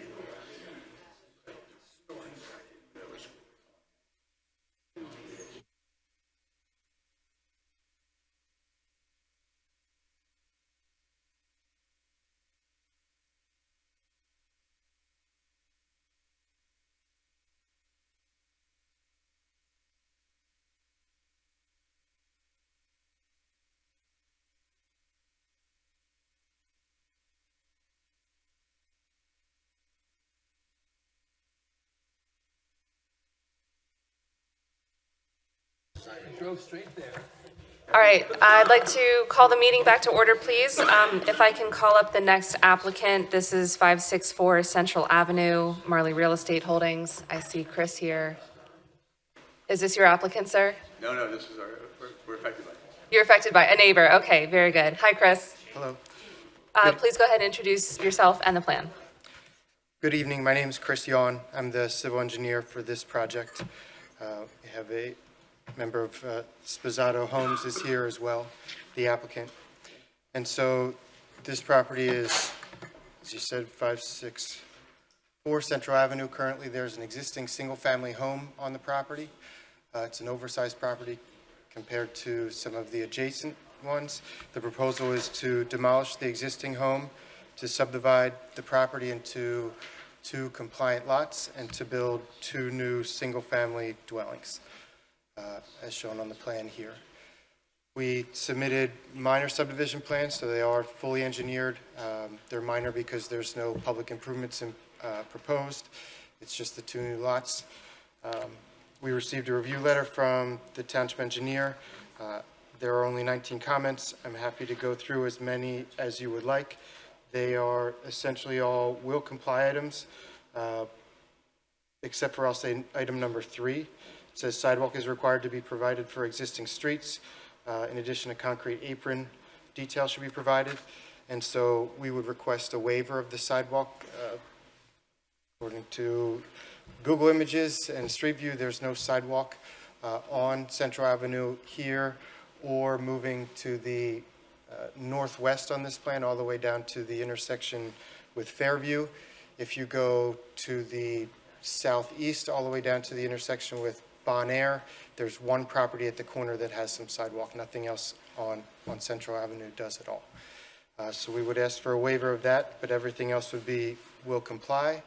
The property mostly drains from the north, pretty close with the north arrow, where it goes from the southern side, like southeast, to the upper corner, the northern corner of the property. So we have stormwater management systems proposed in the front yard. They're underground systems. I can flip to the, this is the grading and utility plan. Those boxes in front of the houses are the underground stormwater management systems. There are several comments that have to do with the stormwater design. The code had changed that I wasn't aware of. So we did take a look at those. We looked at what we would need to do to comply, and we would basically add another drain by the driveway to collect a little more water. We would increase the size of those systems a little bit. The system on lot 2 would have a level spreader overflow, whereas the one on lot 1 would have the overflow. Lot 2 would still be a recharge only system or all infiltration. We did submit. I'm sorry, pause for just a sec. Can you identify for the audience which one is Lot 1 and which one is Lot 2? Yeah, this is, Lot 1 is on the left and Lot 2 is on the right. And so this system on Lot 2 we looked at would be, is very close to the same size it is shown on this plan. We would likely go with a plastic system that had a little more volume. We were looking at putting an inlet right next to the corner of the driveway to capture more of the driveway. Same thing on Lot 1, we'd put an inlet in the front. This system would get a little bigger, and then we were looking at having a level spreader up near the corner of the property for basically the overflow for the larger storm events. And you said that the grading of the site slopes which direction? Here's the, maybe if I, This way. here's the contour lines from the existing conditions plan. And so it's generally, if you're looking at the plan, just from right to left. It's a little lower in the front corner than it is anywhere else. And so that's where that spreader overflow is proposed. Is there any concern, sorry, I'm just going to jump into a question, with the level spreader being close to the roadway? I'm not concerned with it. It's only for the larger storm events, like, should have printed out, but I think it was only the 25, 50, 100-year storms. So all of the smaller, the soils testing was very good here. So it would be infiltration for all of the smaller storm events, and so it would only be for those events that happen very infrequently. Okay. We did submit to the Shade Tree Commission. We will be on their agenda later this month. We did fill out the planning module exemption packet. We submitted DEP, got their code, submitted also to the downstream agencies. We're waiting to hear back from them. Okay. So that's a very quick explanation. I'm happy to go over more of the comments or answer any questions, whatever you'd like to do next. So I'm assuming you haven't had time yet to prepare a response letter? I didn't bring a response letter. I did, on my computer. It's basically all will comply items. So we know we will address this. The only one that we're not addressing is that number 3, where we would ask for a waiver of the sidewalk. For the sidewalks, okay. Yeah. All right, let's hit on the highlights then of our engineer review letter, just to explain so everyone's on the same page about the will complies. So for Planning Commission, we're looking at our review letter here from July 27th. Do you want me to just run through them all? Yeah. Okay. Number 1 is basically setbacks. We have a fireplace on the one side that we just need to confirm it's not more than 18 inches. That's the permitted projection. So we'll comply with that. Number 2 is we needed some additional information for the median setback calculation. And you can see from the plan that the minimum front yard setback, the 30 feet, is up at this dashed line, which is in the driveway. And so the houses are pushed back to where the median setback is from those on the street. We just need to provide a little more information for that calculation. Number 3 is the sidewalk requirement, where we would ask for a waiver. Number 4 is the requirement to notify the neighbors within 200 feet. We did that. We have the certified mail receipts and submitted those to the township. Number 5 is to provide a site distance, which which we will add to the plan. We did check if there is sufficient sight distance both directions. Number 6 is really the start of the stormwater comments. It says the use in the rational method to calculate peak flows is no longer permitted, so we need to use the SCS method, which we did on our own to see the effect, and the systems will get a little larger, but there's no problem doing that. Number 7 says the required infiltration volume is to be calculated in accordance with section 78-36C2A. We'll include that in the calculation. Basically, the old code had one way of calculating, the new has several, and so we'll include all of those calculations in there. Number 8, the required water quality volume is to be calculated. That's one of the second volume calculations. Basically, there's water quality, there's the infiltration, and there's the net 2-year. The net 2-year was the one that was the largest of the 3 in what we had originally calculated. Number 9, provide an inlet drainage area map, which we will do. We have a drainage area map. Currently there's an inlet shown right in between the 2 houses, right at the front corner. And at the front corner of Lot 2, we do show an overall drainage area map in the stormwater calculations, and so we'll just show a smaller area that's just getting to that inlet. Number 10, justification is to be provided if stormwater facilities other than green infrastructure method and LID practices are proposed to achieve the volume rate and water quality requirements. And so we have a list of answers as to why we're proposing the stormwater that we are. You want me to go any further into that now, or it's basically just a list of notes that would be added to the plan? Yeah, we can, I mean, those are going to be double checked by Chuck anyway, so. Number 11, existing utilities are required to be indicated on the plan. And so, we had those, but I don't see them, so we'll add those to the plan. Number 12, municipal signature block should be added to the plan. We will add that. Number 13, dewatering calculations should indicate the drain time for the proposed infiltration beds. We did have infiltration tests done, and they will drain within the 72 hours, so we'll update that calculation. Number 14, indicate the existing sewer lateral on the plan. Also clarify whether the sewer lateral is proposed to be reused. And then there's just a paragraph of notes about whether or not it will be reused. And so we'll note that on the plan based on where it is. Will you be reusing the sewer lateral? I don't know at this time. Once I find out exactly where it is, my guess is we will try to if we can, but it'll depend on where it really falls with respect to the stormwater systems, the driveway, and everything else. I think this is somewhat of an ideal layout for the utilities, so I think it depends on where it is, whether we would try to reuse it. Would you be able to split it, or would one house have to have a new tie-in? I think that the code would require that both would have to have separate I think laterals. they'd be separate, right? So if Separate. we tried to reuse it, it would just be for one For of the the one. lots. Okay. Number 15, road restoration shall be in accordance with this section, so we'll add that detail to the plan. Number 16, proposed tree removal is to be in accordance with the applicable provisions. We did make an application to the Shade Tree Commission. We have 2 trees that are proposed to be removed, and so these plans are the ones that were originally submitted for the subdivision.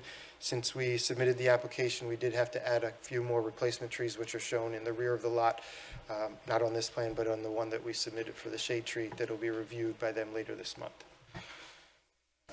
Number 17 says a note shall be included on the plan indicating that substandard curb is to be replaced. That's a will comply. Number 18, township road opening permit will be required for the proposed driveway and utility installations. That's a will comply. We'll note that the existing driveway is being reused for Lot 2, so we just need the new curb cut permit for Lot 1. Number 18, a BMP maintenance agreement shall be executed and a contribution of $2,200 to the Township Stormwater Control and BMP Operation and Maintenance Fund. So we will do that as well. Great. Thank you. All right. I had a couple questions. One, the curve of the driveways. Can you explain the rationale behind that choice? So the curve for Lot 2 is so that we can match the existing curb cut for the existing driveway. And so that's why there's a little curve there. For Lot 1, we would typically just go straight in with the one-car garage. In Haverford Township, I believe I need enough width in the driveway for the 2 cars. And so that's why we widen out to have enough room in front of the garage for the 2-car width. And the driveway, what will be the total length of the driveways? So this is the front yard setback, which is 30 feet. I'm just going to estimate that it's a little more than 40 feet on the property and then another 12 outside, so probably around 55 feet total from curb to building. Okay. I mean, there's no sidewalk being proposed, but it's just long enough that somebody might try to fit 3 in a row there, which creates an awkward situation. Yeah, unfortunately, the houses are set at that front yard the conformity of setbacks, and so we would have preferred that they be pushed up closer and shorter driveways, but we're forced to that location from that section of code. Okay. And was there a possibility to mirror the driveways to essentially flip the orientation of the houses to create a more central green space in the middle? So on lot 1 on the left? Yeah. Yeah. To have the driveway and the garage, just have the houses mirror each other as opposed to the same orientation? We did talk about several alternatives, and this is just me and the client, not with the township, before we engineered the plan. And basically, we settled on this orientation for a couple things. One is it puts the minimum side yard setbacks in the middle so that we have the 8-foot setbacks in between the 2 new homes and the 12-foot setbacks to the neighbors. We were keeping that existing curb cut for Lot 2, and so that's why that driveway is where it is. And it seemed to make sense to have, typically you would put a driveway on the high side of the lot just for grading purposes. Also with the way the utilities and where stormwater wanted to be in order to collect the driveway or runoff from the driveway if we needed to, it was a little easier to put stormwater on the low side. So that's really how we arrived at how we did. We did talk about it flipped, but we thought it made more sense to give a little more green to the neighbors where we could, and it was easier with grading and stormwater. Okay. All very logical, but I still don't like that they're mirrored like that. Or I'd rather that they were flipped. But your explanation is very logical. Just saying. And I know you said that the stormwater facilities are going to be larger just to accommodate the revised calculations, but I noticed a positive is that you have about 1,000 square feet for future use for homeowners. But are the stormwater facilities designed to capture additional stormwater runoff, or will the homeowners have to install a secondary stormwater facility? They're only proposed for the stormwater or for the impervious proposed at this time, so it's not designed for any future. Okay. So my issue with that is that a homeowner is going to come in, and this is actually one of the few infill homes that are being proposed that actually has substantial substantial impervious cover allowable for future use. And so, these homeowners are going to want to come in and put in a shed or put in a patio or do something like that. And we're not designing the stormwater management systems to accommodate that additional impervious cover. So these new homeowners are going to be burdened with having to put in a stormwater management facility on their own, since it's going to get triggered for anything that they put in accordance with our new stormwater regulations. Now, are you proposing as well to build the decks that are shown here, or are those conceptual? We are proposing to build the decks. Let me take that back.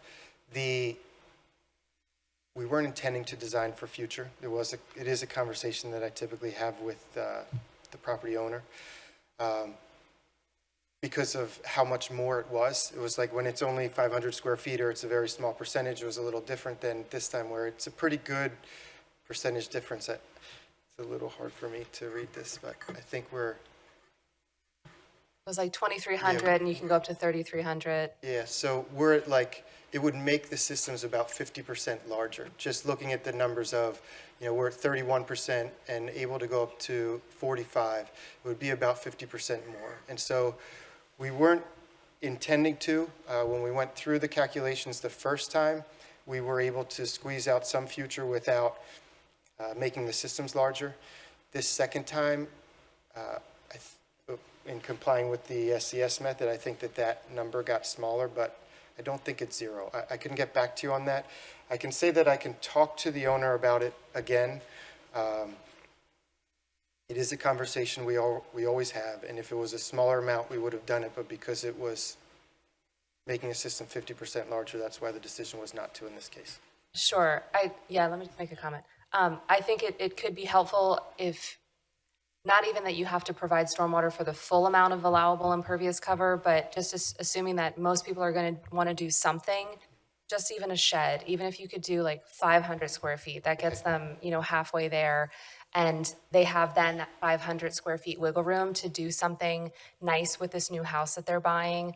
And they don't have to do stormwater management right away. So they have that kind of banked. And then if they do want to do something bigger to go beyond that and maximize their impervious cover, then they can do a stormwater management facility for the extra. But I think it would just be really beneficial for the future homeowners and just future disturbance of the lot to go ahead and oversize them to account for some additional impervious for future use. Okay. Angela? Yeah, a couple of things.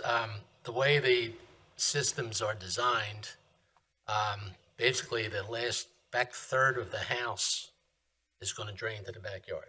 Okay, so if you do anything in the future, chances are it's going to be in the back. Right. There's no way that water's going to get to the front of the property where the seepage beds are. Sure. Chuck, under our new regulations, once these houses are built, people are moved in, and they want to put a shed in or something that's less than so many square feet, they're exempt from doing stormwater management, correct? Yes, that's And correct. was that number 500 square feet? I believe it's 500, yeah. Okay, so technically, people moving into this property could build an additional 500 square feet without having to do additional stormwater management. Okay, well, maybe it's, so my understanding is that they've already triggered the threshold because of the new house in the driveway, so they don't reset to zero, right? I mean, presumably that's stormwater management system covers that impervious, correct? Yeah, It's I mean, designed you do for- reset to zero. You- So I've never anything- seen it. anything that comes in after that is treated as new impervious. So, okay, So if they're want to put a patio in, a pool in, anything of that nature, they're going to have to do stormwater management if it exceeds that threshold.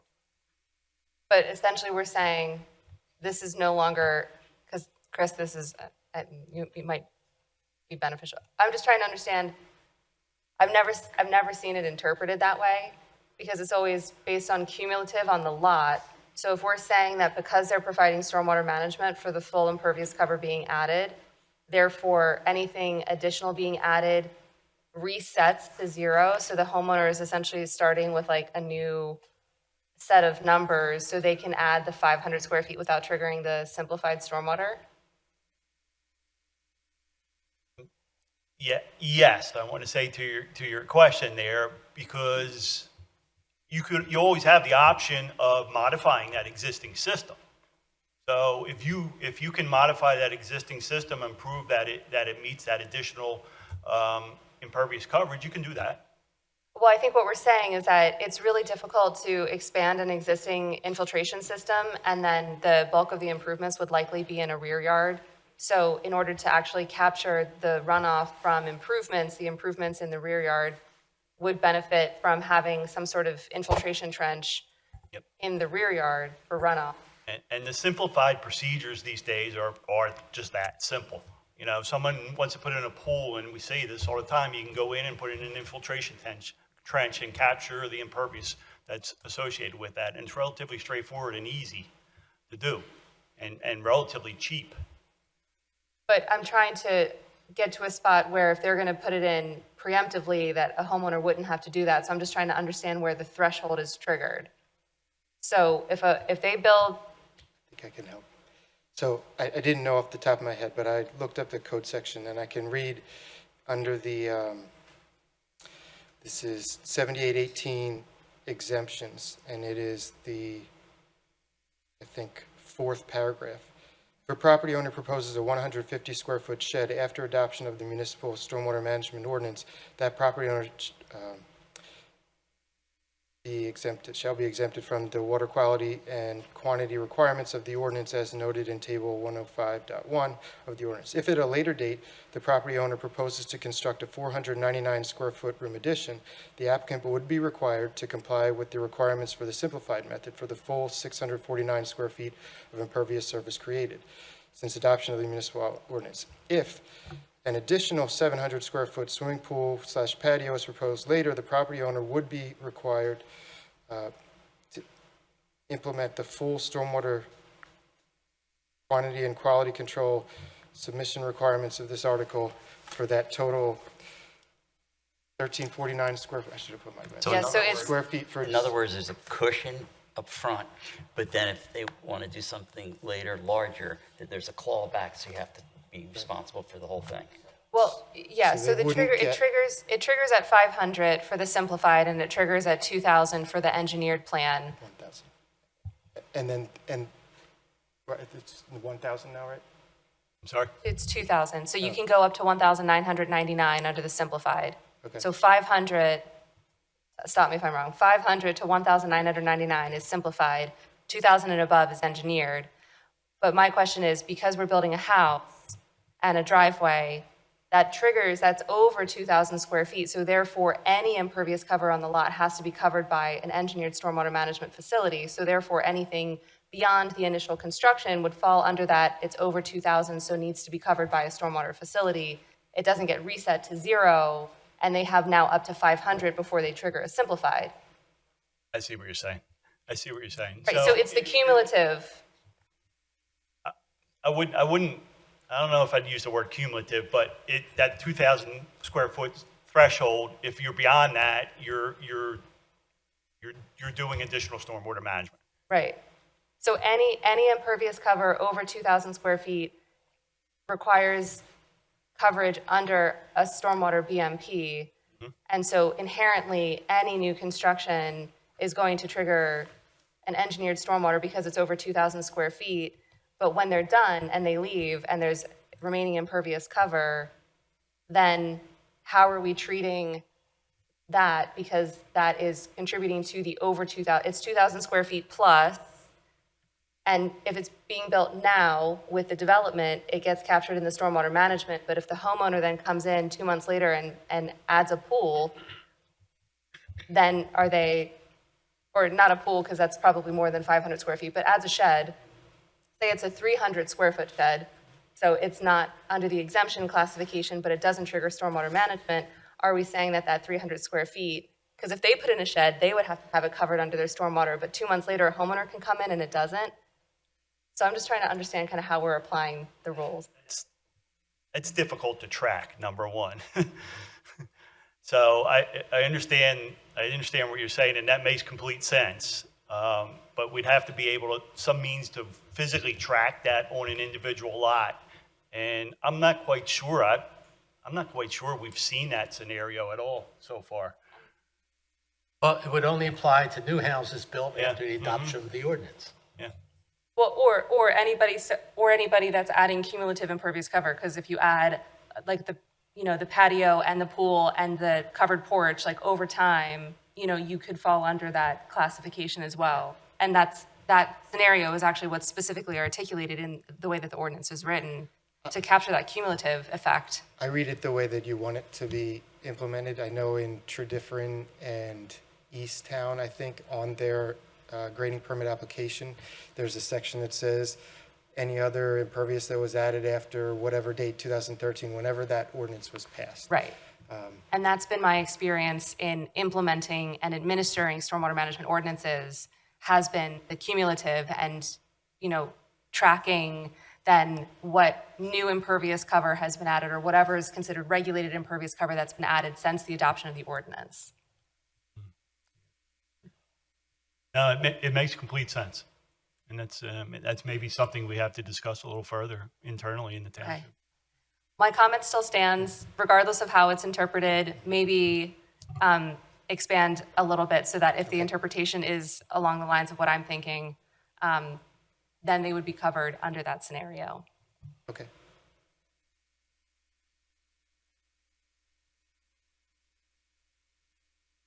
Okay. Other comments? Sure, go ahead. Okay, on the title plan, or the plan that's going to be recorded, Yes. I'd like you to show the front yard setback equal to whatever the requirement is calculated based upon the section of the code that says it has to match, or it has to be the median of the adjacent properties. Okay. And then put a note on there explaining why the setback is further back than the 30-foot standard. That way no one thinks they can come back later on after we're all gone and try to put something in front of the house. Okay.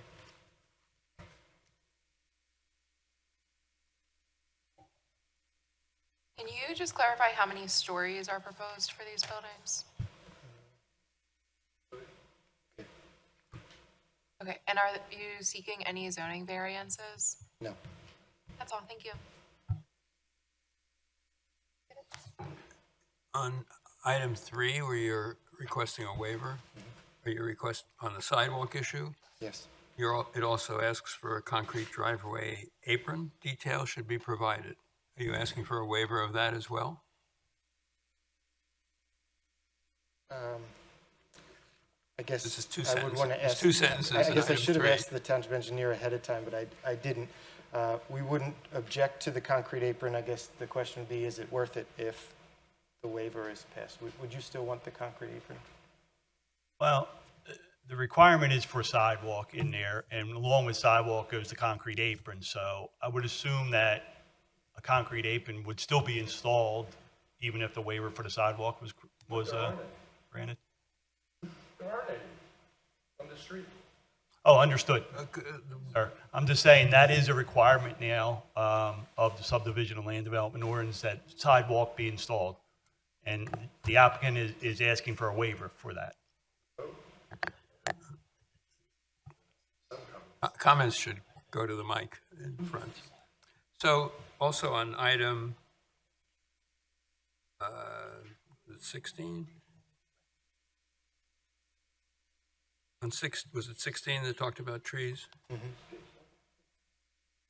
If you put in a sidewalk, would you have to cut down other trees?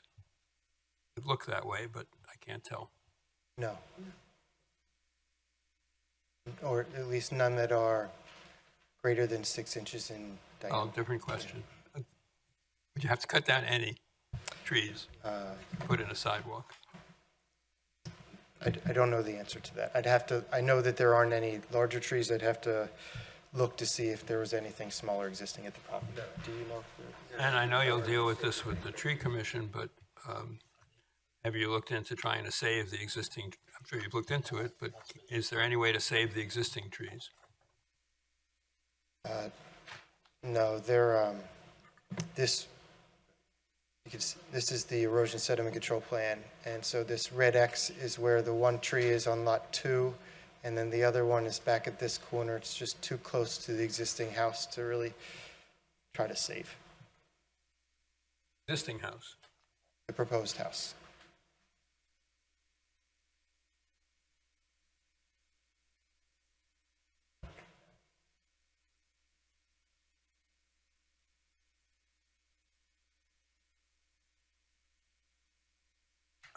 I haven't figured it out yet, but if you were to change the configuration as was suggested earlier, would that save the trees? It would not. We already have the 12-foot setback on that side of the project near the neighbor, and so that wouldn't change where the house was. If the driveway's flipped, there would still be a corner of the house at that exact same spot. Okay, thank you.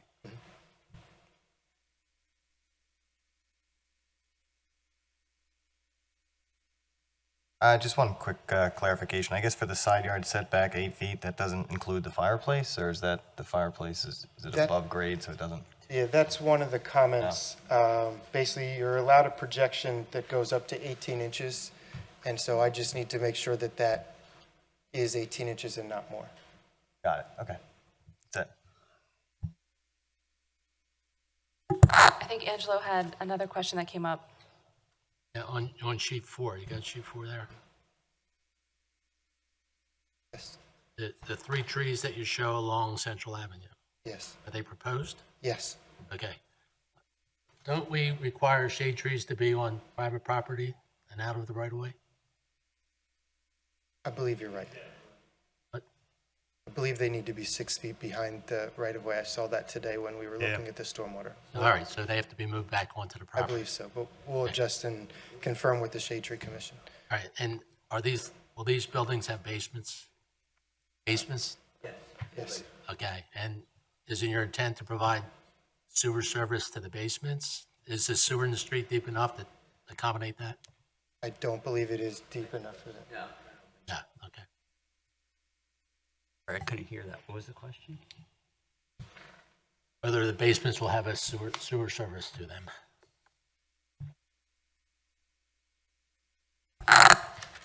Okay, great, thank you. Planning Commission, any other comments or questions before we move to public comment? Okay, thanks, Chris. Thank you. Public comment. If you'd like to make a comment, please state your name and address. Bob Cornelli, I am the house that are right there, 560. My only comment, this is exactly what we thought was going to happen for years. The couple that used to live there, wonderful couple, they both since the past, but they've done nothing to the house. I've been there 25, almost 30 years, and they've done nothing to the house at all. I went down in the house a few times when it had storm. The basement would get flooded. There's actually tarp, there's some blue tarp on that side of the house, I'm sure to mitigate water from storms. So I can imagine it got flooded a million times, and mold and any kind of critters that are in the house. I imagine it's probably full of them. So my only question that I have is, what type of mitigation could you do? Could you bomb the house as far as taking care of any of that stuff, mice and whatever else is in that house, before you start taking it down and they start looking for a new home? In particular, I'm concerned about termites. I know they had recently found some in a garage and had sprayed it, took care of it themselves. But yeah, you buy a house, you do an inspection, you find out what you need to mitigate. In this case here, it doesn't look like that may not be happening. So that's my only concern really is, I have no problem with it. We'll have two new houses here, which is fine. I just want to make sure there's nothing coming to my house. Okay, thank you. Anyone else?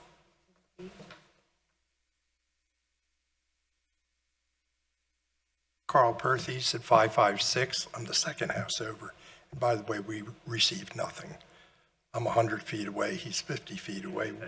We received no notification at all.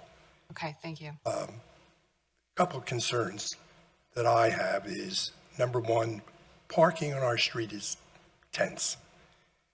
And when they're doing construction, what's going to happen with the trucks and the debris and all that? Where's that all going to be?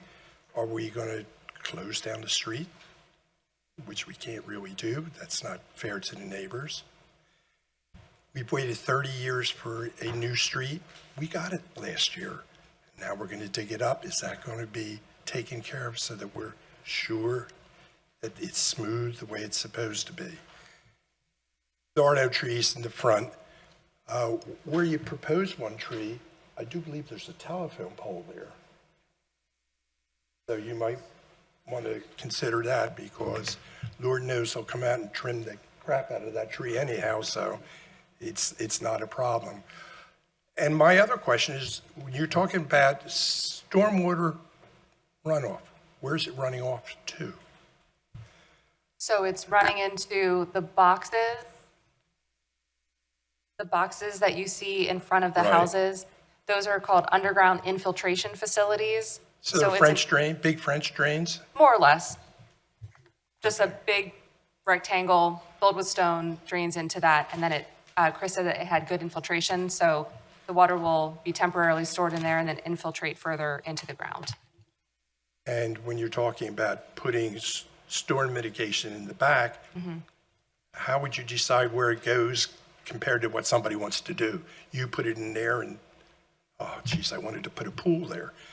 You know, so Well, this is where we need to figure out what the requirements are, and then if that's the case, if they do a stormwater in the back, I don't want to speak for Chris as the engineer, but I would imagine something like, more like a true French drain, kind of a linear trench all the way in the back. There's setback requirements for any sort of, pool or structure that would be built anyway.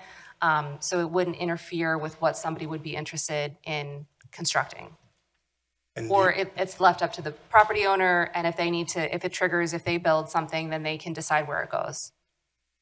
And the only other thing is we're concerned about is dirt and dust. We don't want to have to wash our cars and our windows every day. So we're hoping that some dust, when they're tearing that place down, take care of the dust and the dirt for us. Great. Well, I appreciate those comments. The concerns that you have about the demolition, construction activities, those are all going to be managed through the building permit process. But the applicant is here and has heard those concerns, so I would just encourage you to take those to heart.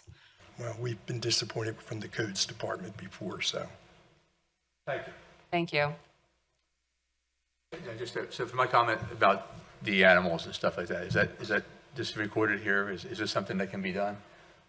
It's, so it can go I in don't the wanna just meeting make a minutes, but comment I would encourage you to talk to the applicant afterwards, since that's not something that we regulate through the land development process, but I'm sure that they'll be I would happy think to you talk would to though, right? Because if you have a house that's being torn down, that's old, right? You don't know how people take care of the house. Mice, we're living in the mouse world. So it could be an infestation in the house. And when you take the house down, it's got to go somewhere, and it's going to go to the neighbors, right? I mean, Yeah, I would think a requirement would be to do something, mitigate before you would take the house down. But we're the planning commission, we're just looking at it True. from zoning approval, so that's not within our purview. So are our comments being registered? Or Yes, all the comments are going to be in the meeting minutes, which will be the permanent record of the meeting. Okay. Yep. And this plan will move forward to the Board of Commissioners. There'll be another hearing. You'll have your opportunity to make your same comments to them also. Okay, but the comments we made right now will not be on somebody's action item list to be answered. It'll just be, thank you for your comment. No, there'll Okay. just be in our minutes, that's all. Okay, and I don't think we did none of us got notification, so I'd like to know when the next one is, so. So who's in charge of that, sending out the letters?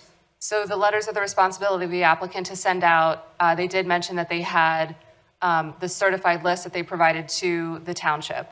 So we don't, again, that's an administrative task that's handled between the applicant and the township. So who in the township will be responsible to tell us that, yes, they received it from the building? I'm sorry, if you have a question, could you please introduce yourself? I'm Loretta Perthes, 556 Central Avenue. So whose responsibility at the township, which person should we contact to find out if indeed they received a list of names of neighbors to be contacted? Sure, that would be our director. Director of what? I'm the Director of Community Development, and I administer all the land development applications that come into the township. And your name is? My name is Jamie Jelosian. So we contact you? Yep. And you would tell us, yes, indeed, you received? We could confirm that for you. That's correct. And then you send us the letters, or they send us the No, letters? they send the letters out. The applicants are, by the code, required to send it out to properties that are abutting within 200 feet.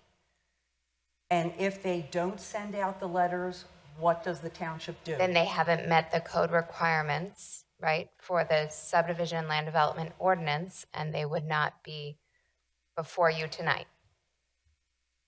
Okay. They wouldn't be here. They have to send it out 10 days before. I check that before they come here. So 10 days before this meeting, Yep. you should have received something. Say something? Yeah. My name is Mike Welsh, I'm with the builder, and I have a list of people we sent them to. Did you say Perthes? Correct. Okay, I have a name here, William Carl and Loretta C. Perthes. No address. And Carl, Yeah. I've lived there 57 I know, years. I'm sorry, I have that list, and we sent out 30 letters, all the confirmations back. And you're the lucky one. I'm sorry. I didn't get it either. What's Joyce? your I'm the neighbor, I'm 560, Berniali, Robert and Christina. The closest to What's the the address? development. They're one of the right, Next door. 560.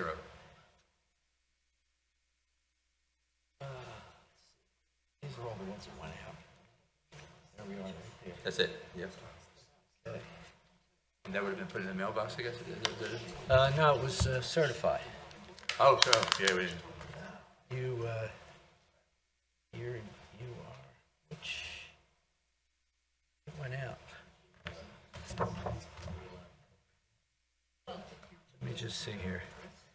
Let me make sure. I have these receipts. Yep, That's it. there it is. It went out, and I guess nobody answered Haven't the received- door. I don't haven't know what the post office does Yeah, with what they that. do is they leave you a little yellow card, and Yeah. you have to go to the post office to pick it up. they don't leave it there if you know how? No. Yeah. No, you have to go and sign for it. We're not home about, so. Okay. That's strange. I apologize, but I know, I'm sorry about yours, because that came back with no address on it. They didn't have, but this one did go out. Sends out the tax bills in the right address. Yeah, exactly. Yeah. Don't miss that. They find me for other stuff. Yeah, they Yeah, promised that. so as you can see, there was 30 of them went out. Most of them came back. But Okay. I'd like to say, yeah, the one's my fault, because post office sent it back and said there's no address. Yours came back, tried to deliver. But as far We're as, not home about, that's it. as far I don't know why they don't as just far leave as it the there. pest control, Yeah, yes. we'd be willing to do a road inspection and mitigation. Yeah, when we do demolition. To me, We that's do like- that with that'd be- most demolition products. we do. I'm sorry, if this is a conversation that you guys can have after the meeting, we still have more business before us. Yeah, sure. We'd be willing to have a condition that says we provide a rodent certification letter. I don't know if that's required in Haverford Township. We know it's required in other municipalities where we work, so we'd be happy to do that to appease the neighbors. Okay, all right, thank you. Okay, is there any other public comments this evening? Okay, seeing none, we have an application before us, so this is a preliminary. Are you doing oh no, it's just a minor subdivision plan. So we have a minor subdivision plan seeking recommendation, I'm assuming, to the commissioners for approval. So we have a couple things to consider here. You have your Shade Tree Commission review coming up. I know that the review letter is mostly will complies for the engineering comments. We need to relocate the trees back behind the right-of-way line. We understand that the stormwater facilities are going to be increased, and then I would just suggest that you work with the township to determine the interpretation of the code then for the impervious cover for additional. So with those comments in mind, they're relatively minor in nature. So is there a recommendation then by the Planning Commission to, and there will need to be added the waiver request letter from the sidewalks, which will need to be added to the plan as well. Jamie, do you also want to require a separate waiver request letter in a revised submission? Or just have them on the plans? I mean, it's fine to have them on the plans. It doesn't put that in the review letter, and that's adequate for us. Okay, yeah, all right. So, trees, revised stormwater waiver request. And the front yard setback on the site plan. The record plan, you said, record plan. Okay, all right. So those are some of the conditions then that we would consider. So do I need to say them again in a more formal way, or would somebody like to make a motion? So moved. I think we need a motion. Okay. We'll help you out. All right, I'll make a motion that we recommend final approval for the minor subdivision plan at 564 Central Avenue, subject to the following conditions. Number one, all the outstanding comments in the Township Engineers Review Letter from July 27th, 2025 be addressed to the satisfaction of the township. Number two, that the proposed street trees be relocated so that they're 6 feet inside each property. Number three, that the front yard setback on the record plan be revised to be in conformance with the requirements of zoning ordinance section 182-715.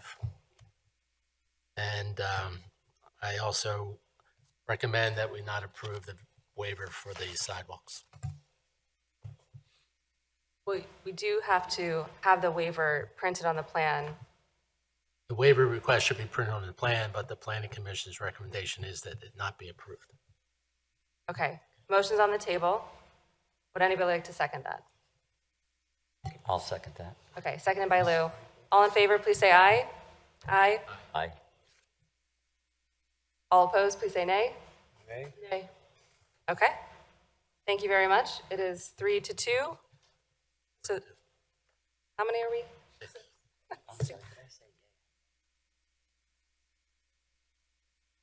Did you? Did you say yay? A? Yeah. A? Yes, in favor? Okay. 4-2. I'm sorry, I can't do math. This is why I have a hard stop, because I just turn into a pumpkin at the end of the day. Thank you. 4-2, recommendation for approval. Thank you very much. Okay. One question, I didn't quite hear what you were saying about the sidewalks.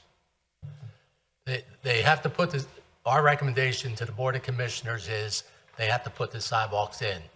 The Board of Commissioners doesn't necessarily have to agree with what our recommendation is. You would recommend sidewalks to nowhere? Unfortunately, yes, okay? The way the ordinance is written, we've had a lot of discussion about sidewalks that go to nowhere, and I get the sense that the township wants the sidewalks built. If the supervisor, or commissioners, I'm sorry, if the commissioners feel that it's not warranted, they can grant that relief. So if you as a neighbor feel that it's a stupid idea to put sidewalks in, let them know that, okay? And as a matter of policy, it is the Planning Commission's policy to always recommend sidewalks. We understand in the circumstances that it's not connected to any other sidewalks. But that's the beauty of the Planning Commission, we're advisory, so we stick to our policy and the commissioners can make the ultimate decision. Some of us don't agree with the policy, so we vote nay. It's like Haverford. Anything else? Yeah. Okay. All right, thank you. We have one more order of business before us this evening. Well, two really, but we're going to move on now to the applicant 307. Is it Bewley Road? Bewley? Excuse me.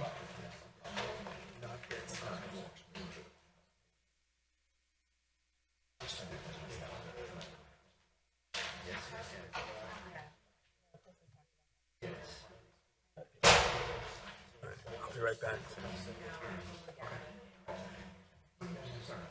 If you can please take conversation outside, we do have another topic. Yep, thank you.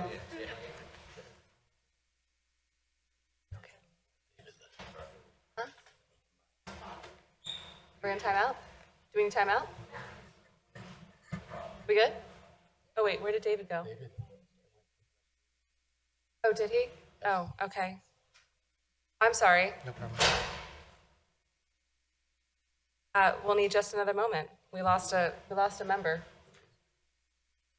Sorry? Yes, 307.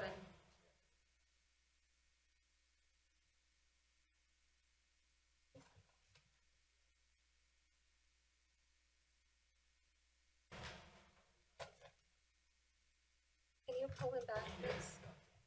Next, there's a question about the last project. So, we propose the project or the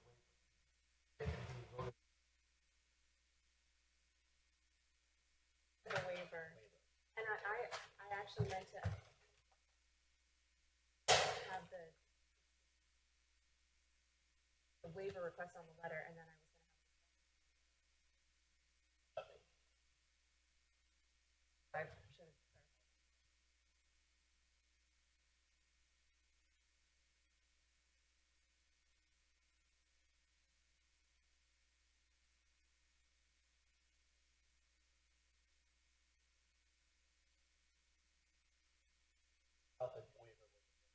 Well, what we can do is, before we start the next business.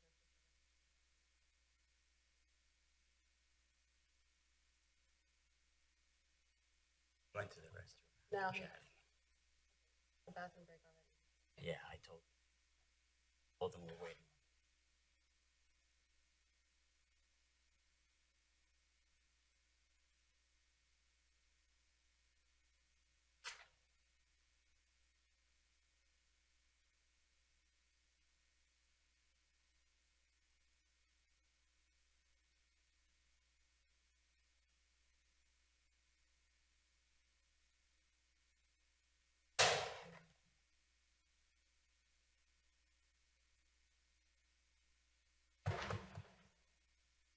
Okay, moving on. May I please call up the applicant for 307 Bewley Road? This is Pro Plus Contracting LLC for a minor subdivision plan. Good evening. My name is Chris Yon. I'm the civil engineer for the applicant. The applicant is here, Tyler. This is an existing lot on Bewley Drive. Road. There is an existing home that is all the way on the left-hand side of the lot, the northern side. And so we are proposing to subdivide the lot into 2 lots to create a new vacant lot on the right for a new home to be built. This is a little bit different from the last application in that this is still a minor subdivision. Subdivisions, you actually don't have to show the new homes. We did last time knowing that what wanted to be built and to get it approved as quickly as possible. In this case, the subdivision was really the first step. We showed as much about a new home as we knew at this time. We didn't have all the topography and tree information to fully design the plan set. That's why this is a 3-page plan set instead of a 7-page plan set since like the last project. Also, I want to say up front that since the notifications went out, one of the neighbors approached the applicant about purchasing the vacant lot. And so my understanding is that they have been talking about an agreement, but there's not a signed agreement yet. And I guess from my perspective, I've been instructed to not do any more for the design of the new home at this point, because as long as that agreement happens, that wouldn't be moving forward. But we would still need to move forward with the subdivision in order to create the new lot that could be bought by the new homeowner. Is that there? And so that being said, we have a review letter that is shorter than the last. This has 12 comments. They are mostly will comply. There are 2 items that require variances. Those are number 2 and number 3. We actually do have a list of variances on the plan. Haverford Township has an interesting section in their code where if you subdivide a property, any existing or proposed homes need to be compliant with zoning. And so in this case, we're not asking for any variances for the new home. The variances are all to maintain the existing home. And so you can see that the house on the northern side of the lot is just a few feet from the property line. I believe it's under 5 feet from the property line, and the minimum setback is 8 feet. So in order to maintain the home the way that it is, we need to request a variance from the zoning hearing board. Because of that, the 5.4 feet on that side, we also need the aggregate setback because I think it was 4.6 on that side. It makes the aggregate setback instead of 12, it makes it 15.4, and there's a bay window that's just barely going over that setback, so we would need a variance from that as well. One that I did not note on the plan that was picked up in the letter is the item number 3. It says pools are not to be located less than 10 feet from any property line, and so the pool is the edge of the surface of the water is about 8.5 feet from the property line. And so that would also require variance. These variances are necessary for the subdivision, or I guess I should say necessary for the existing home and features to remain. They're not necessary for the subdivision to happen. If the variances were denied, then the subdivision could still happen and the existing home would be torn down and we could build a new home. That's not what we want, and is why we would be asking for the variances for the existing home to remain as it is. That is a brief explanation. I'm happy to go over comment by comment or answer any questions or however you'd like me to proceed with The this. variances are all dimensional variances, aren't they? There's no change Yes. in use, it's the Correct. same. It is an existing single-family home that will remain a single-family home. The applicant is rehabbing the home. They're not square footage, they're not, we don't need any variances for building coverage or impervious coverage, it's all for setbacks.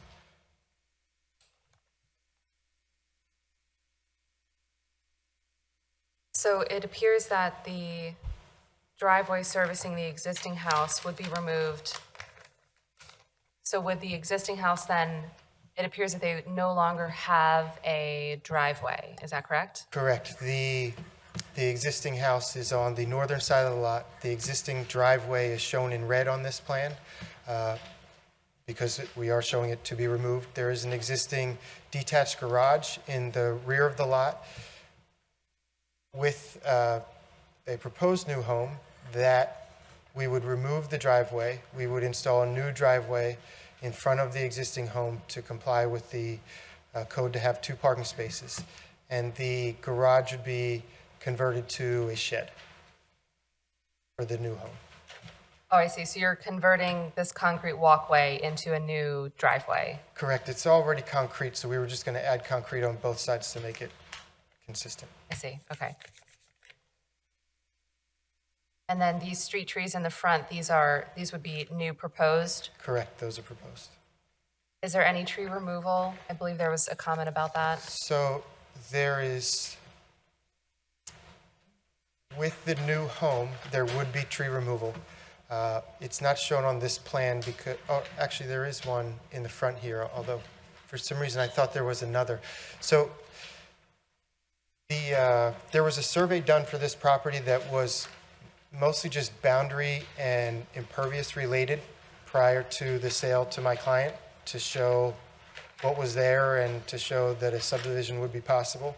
They didn't do all of the topography, and so since we made this submission, we did get the full topographic survey complete, and so we do now have all of the tree information there. We are showing this tree to be removed. However, similar, if the agreement goes through with the neighbor, then we would not be proposing to remove any trees. We would leave that as however the neighbor would like that lot to be maintained. Is that neighbor here? I believe Okay. so. I'm sorry? I have a picture of the tree. You have a picture of it, okay. I know, it's a big, it's a big tree. It's a big magnolia tree that blossoms like 110 years old. Okay.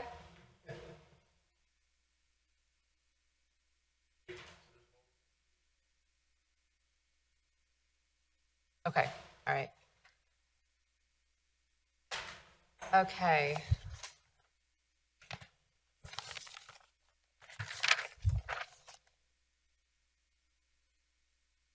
All right. I mean, for me, we always advocate to maintain existing housing stock. So speaking for myself, not for the rest of Planning Commission, but I would be, supportive of the variance request in order to accomplish the subdivision while maintaining the existing structure. I don't really have too many other comments otherwise. It's a relatively straightforward plan. If there's, no specific home being proposed at this time. And if I could just clarify, the potential purchaser, do you want to maintain it as open space or are you thinking about building on it? And if you would come up, please, to the... No, Richard Schmeiss. I'm 303 Bewley, so I'm directly next door to it. No, I just wanted, we don't want a house there. We were trying to keep the integrity of our neighborhood. I mean, I don't know if you guys know where Lanark is. It's like the oldest neighborhood in Haverford Town, and it is old homes there, and we have spaces there. And as you see there, this variance there is really close to the other house. I even have a picture of the other house there I can show you. And to put a house in there is going to make it it's not going to go in with the neighborhood. And then we're also concerned, if you put an our house in there, the street's not that big. I mean, you can never, if a car's coming, you can never have 2 cars come at the same time. And we have the fire department uses Yeah, so it's really like going here. So I mean, for us, it's really like, this woman had this house for a while. I'll give it to him. That house is a hole. I mean, he's doing a nice job redoing it to make it to the neighborhood what it is. But we just, I think he maybe bit off a little bit more he could chew. It's like it was going on, and he, the subdivided to make a little bit more profit. And that's why we were here, because we just don't. It's not going to fit into our neighborhood. It's going to really make it converted more. And so that's why I approached him when I saw surveys out there to do it. And none of us were going to come today but his lawyer hasn't been getting back to my lawyers with all the offerings going on. So I wanted to make sure that we were coming here to represent, not to have a house there. So I guess my question is, look, I just want to leave it as is.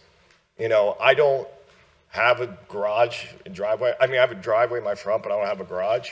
So, I mean, would I have to take out the driveway, or could I just be as is? I just want to leave it as is.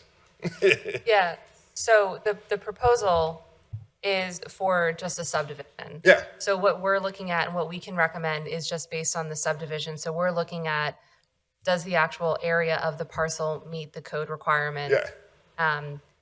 But if there's no construction proposed at this time as part of a land development, Yeah. we're not really looking at that or commenting on that. Yeah. If a house does get built, that could be done later on through just the regular building permit process, and it would still need to comply with all of the building coverage, impervious cover, Yeah. stormwater management, all of that. In terms of what's on the lot, stays on the lot, or does not get built on the lot, Yeah. we're just looking at this from a subdivision perspective, so it's not within our jurisdiction to say what can or cannot be on the Yeah. lot. That would be a code of. Okay. Yeah. So, if you were to purchase this lot and your intent is to keep it as open, as a property owner, you Yeah. have the right to do whatever you want with that property. So if Yeah. you want to just leave it as it is, Yes. then we have nothing to say about it. Okay. And their proposal is not to put anything. They're not proposing a new house on here, right? Right, no, we understand. We're just looking at it from the subdivision. Okay. We're just looking at that parcel line, that creation of that new parcel line. Okay. All right. Okay, I'm good. all right, You guys? perfect. I mean, well, There's a caveat here. sure. If the property gets subdivided and you buy the parcel next door, okay? Yeah. You would have to come in and combine those lots. I would love to do that. All right. If you don't do that, then you would have to demolish the garage. Okay. The reason being, you can't have an accessory use on a property that doesn't have a primary use. Oh, no, I know. Okay, so it would benefit you many ways if you were to combine those lots, and you can do that simultaneously with this subdivision. Okay. Okay? I would So love to it's do an that. extra step that you have to take Oh, that's fine. That's fine. I would love to do that. if you want to keep the garage. Oh, well, no, I have another piece of property, same thing, where I just have a garage, and I pay out a wazoo for insurance on that thing. So, Angela, are you actually suggesting to get him involved and then do a lot consolidation? So it's a subdivision and then a lot consolidation on the other Might side? as well do it at the same time. Might as well. Yeah. Okay, so Bigger problem. Okay, that's that's a separate issue. So if we're just looking, because the thing is that if you want to purchase it and keep it as a lot, you can own it as a separate parcel. To Yeah. Angela's point, you can't have an accessory structure Correct. without a primary structure, so the shed would have to come out. If you wanted to, though, include that in your property, you could do a lot consolidation between your lot and this newly created lot. There's an opportunity if you wanted to work, not right now, but Yeah. later, talk to them okay. for a modification. But we're looking at what's been presented to us. Yeah. So we can't make any sort of recommendation on No, things no. that haven't been shown to us. So, okay, thank you for the information. That was Yeah. helpful. No, thank you. So in that case, if we're just looking at this from a straight subdivision perspective, have you applied yet to the zoning hearing board? Not yet. Okay. So I would just double check, with the codes office to verify that you do in fact have all of your variances that you would need in order to effectuate the subdivision. And then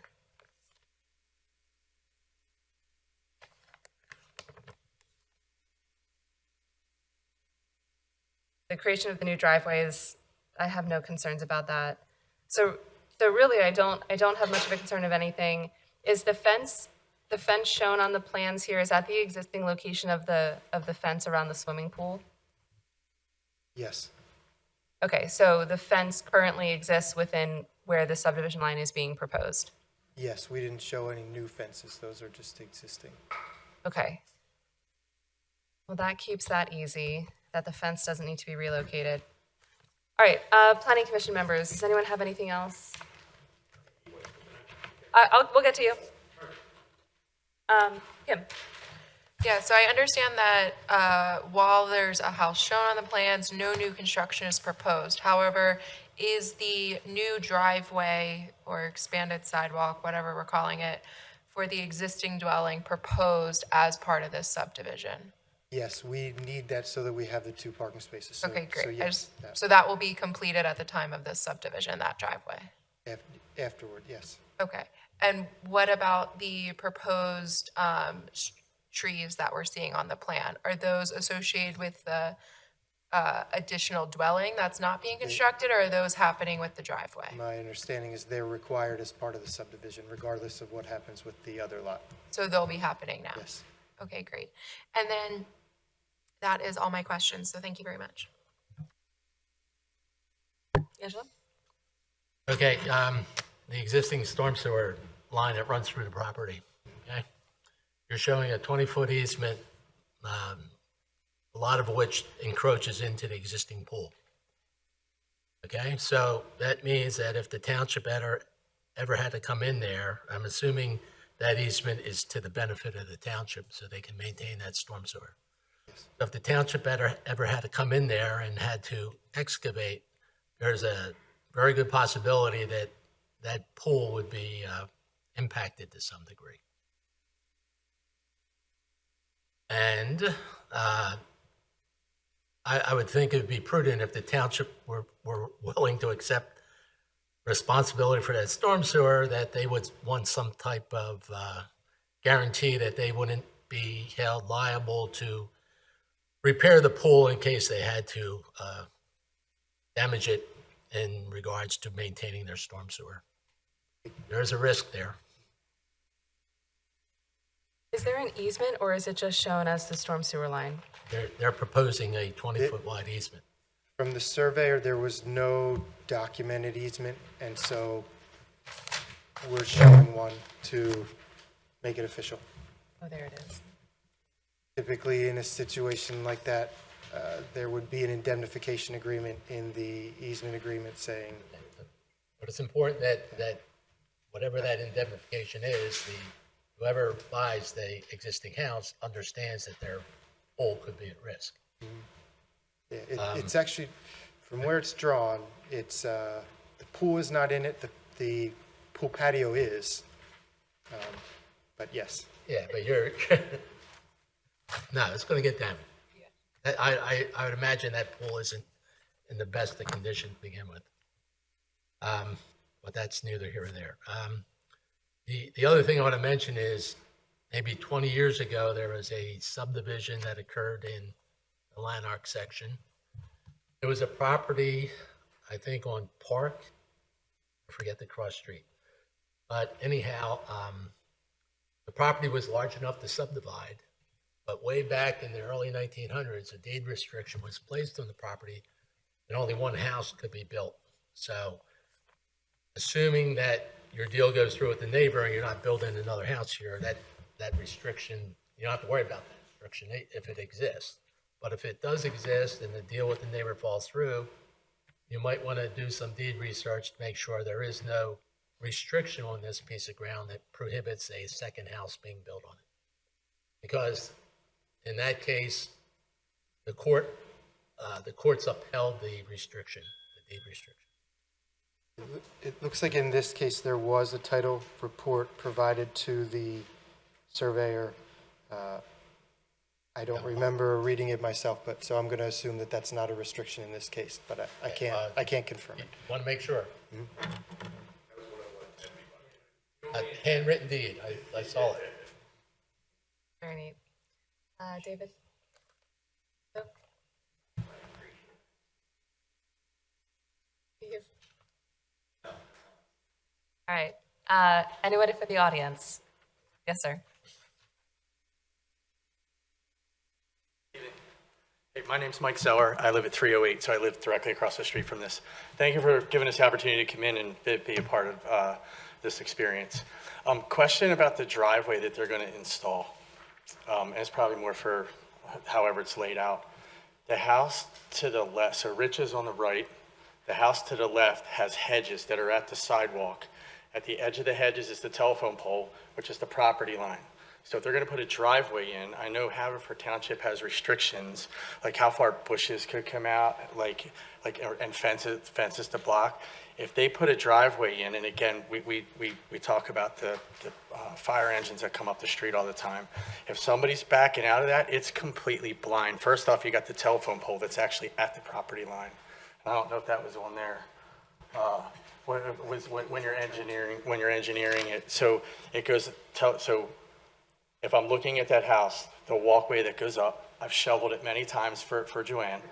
That little piece to the left where they would put it, when you go to back out, it's completely blind. The house to the left of them has no driveway up front. So all three of their cars are in front of the house. So when you go to put it there, you're going to have to reverse out blindly because the bushes are there. And we've got our neighborhood has the aging has changed over, so we have a lot more younger kids that come through the neighborhood, and we're already a passway street, so we're always telling people to slow down. So it's just my question, and again, you're looking at a drawing, and I think somebody, like when you physically go by that house and see what I'm talking about, you'll see where the hedges, it goes hedges, sidewalk, curb, and it's the Johnsons, and I know that he got the letter as well, we all got the letters, where the Johnsons are in their way, which is why they're not here. But where their hedges and the telephone pole, property line, you do a driveway, you're backing into it like it's a blind back out. So just for me, from a safety perspective, is all what I want to do is call that out. I have one other thing, and this is kind of not off the beaten path, but I think it's worthy bringing up. In my backyard 2 years ago, I had a 40-foot sinkhole. We brought township people in because they were amazed. It was perfectly constructed, like a sepsis system. From back, my house was built. They started building it in the late 1800s. It's an old home, 40 feet deep.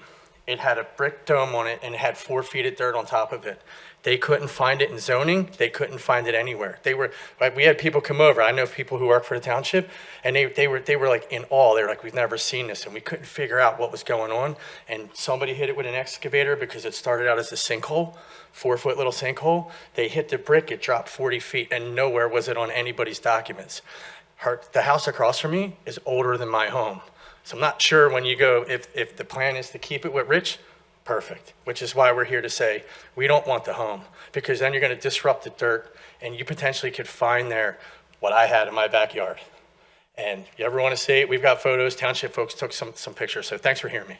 Appreciate it. Before you go, the driveway you're concerned about. Yeah. If you're looking at the house from the street. Yep. There's a driveway on the sidewalk on the left-hand side. So there is yes. So Okay, there's but a sideway. The driveway's going on over the other sidewalk that goes to the front door. So what'll happen, the way it's laid out now, where they want to put that driveway is currently curb, strip of grass, sidewalk. So they're going to have to take that out to put the driveway in. Right. And if you do that, immediately to your left is the telephone pole and then the bushes from the Johnsons. The Johnsons are on the left-hand side. Yeah, so I'm not worried about. The driveway's going on towards the right. So I'm looking at the existing house. So if you're standing in the street looking at the existing house. Right. Yes, It's so right, here's it's on the the house. right So of the there's the house. telephone pole and there's the bush. Yeah. Right, so when you go to put the driveway in here. So the driveway would be basically centered on that walkway, so it's over here. I mean, So then it gives it, okay, a little bit gives of it- footage. I mean- Having a video, having a picture helps, but you see what I mean? Your point is still valid, so site distance are measured 10 feet back from the edge Okay. of the road. Yep. So 10 feet back from this edge of curb is Yep. where they should be able to see an appropriate distance to both sides. But you see It how there's no- obviously doesn't work for them because their head shouldn't be there. It'll be better for this because like the triangle will like cut off that Okay. edge as you're going back. But I agree, for their driveway, They don't their even have hedges it, should like be that's, yeah, because that's on their, I believe that's like the property line on that one side Looks there. like two driveway strips. But they're like walkways, and you can see, look, it never had a driveway. What do they call that? Like a All right, guys, skirt? if you want to talk about this afterwards, happy to connect you. Thank you for your comments. Anybody else? Okay, seeing none.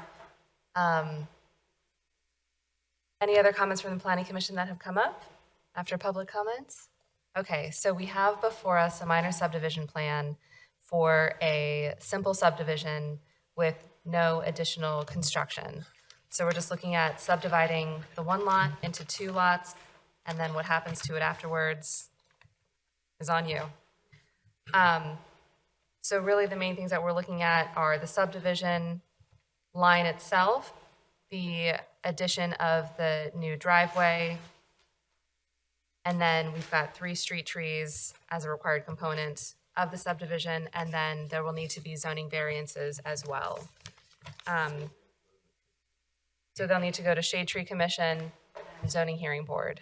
We did make the application to the Shade Tree Commission. Will be on the same agenda as for the other project. We did not make the zoning hearing board yet, but we will. We wanted to get through this. Okay.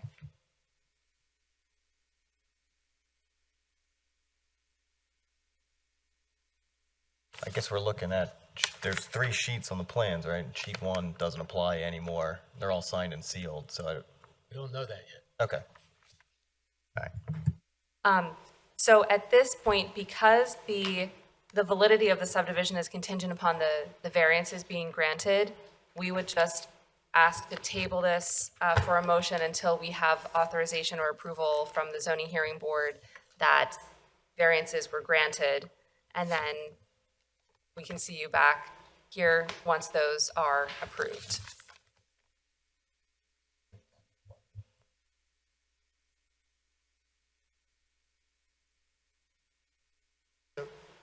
I have to ask, couldn't approval be granted contingent upon the variances? The variances don't change the nature of the new subdivision line.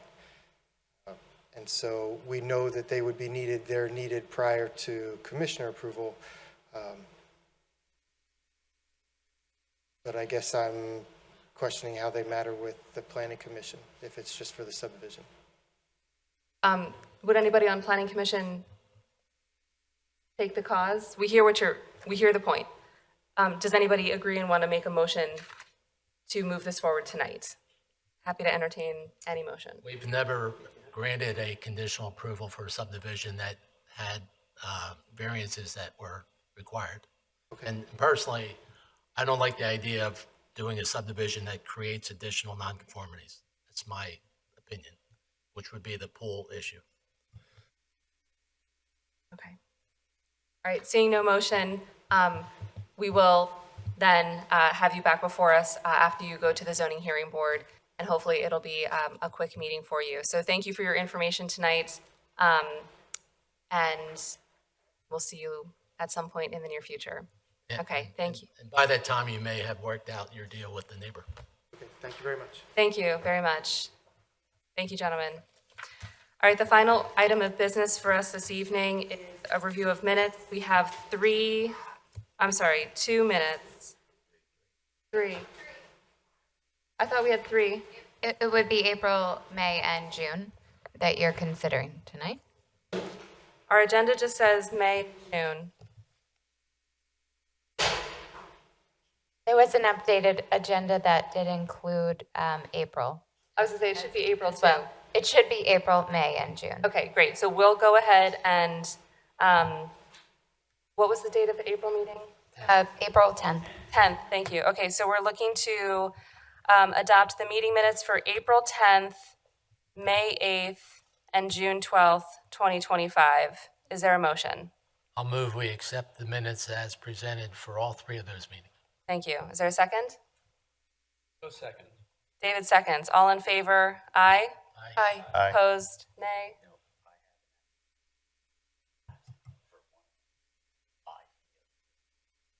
Okay, we have Lou. Which one were you abstaining from? The May meeting. Okay, Lou abstains. Well, you can say A. I missed one, but I'll have to check. No, you don't legally have to abstain if you missed a meeting. No. No, because you can review the minutes and still vote to approve them. And the minutes will reflect who was there. So. And the meeting minutes reflect who's there, yeah. You're just approving the minutes, not approving that you were there and can. Right, very good. Okay, so all in favor for that, thank you. And we have a member of the public. Ma'am, do you have a public comment that you would like to make? Okay, very good. Awesome responsibility. All right, very good. All right, with there being no further business, may I have a motion to adjourn? Motion to adjourn. All right, second? Very good. We're adjourned. The time is 9:42. Have a great evening.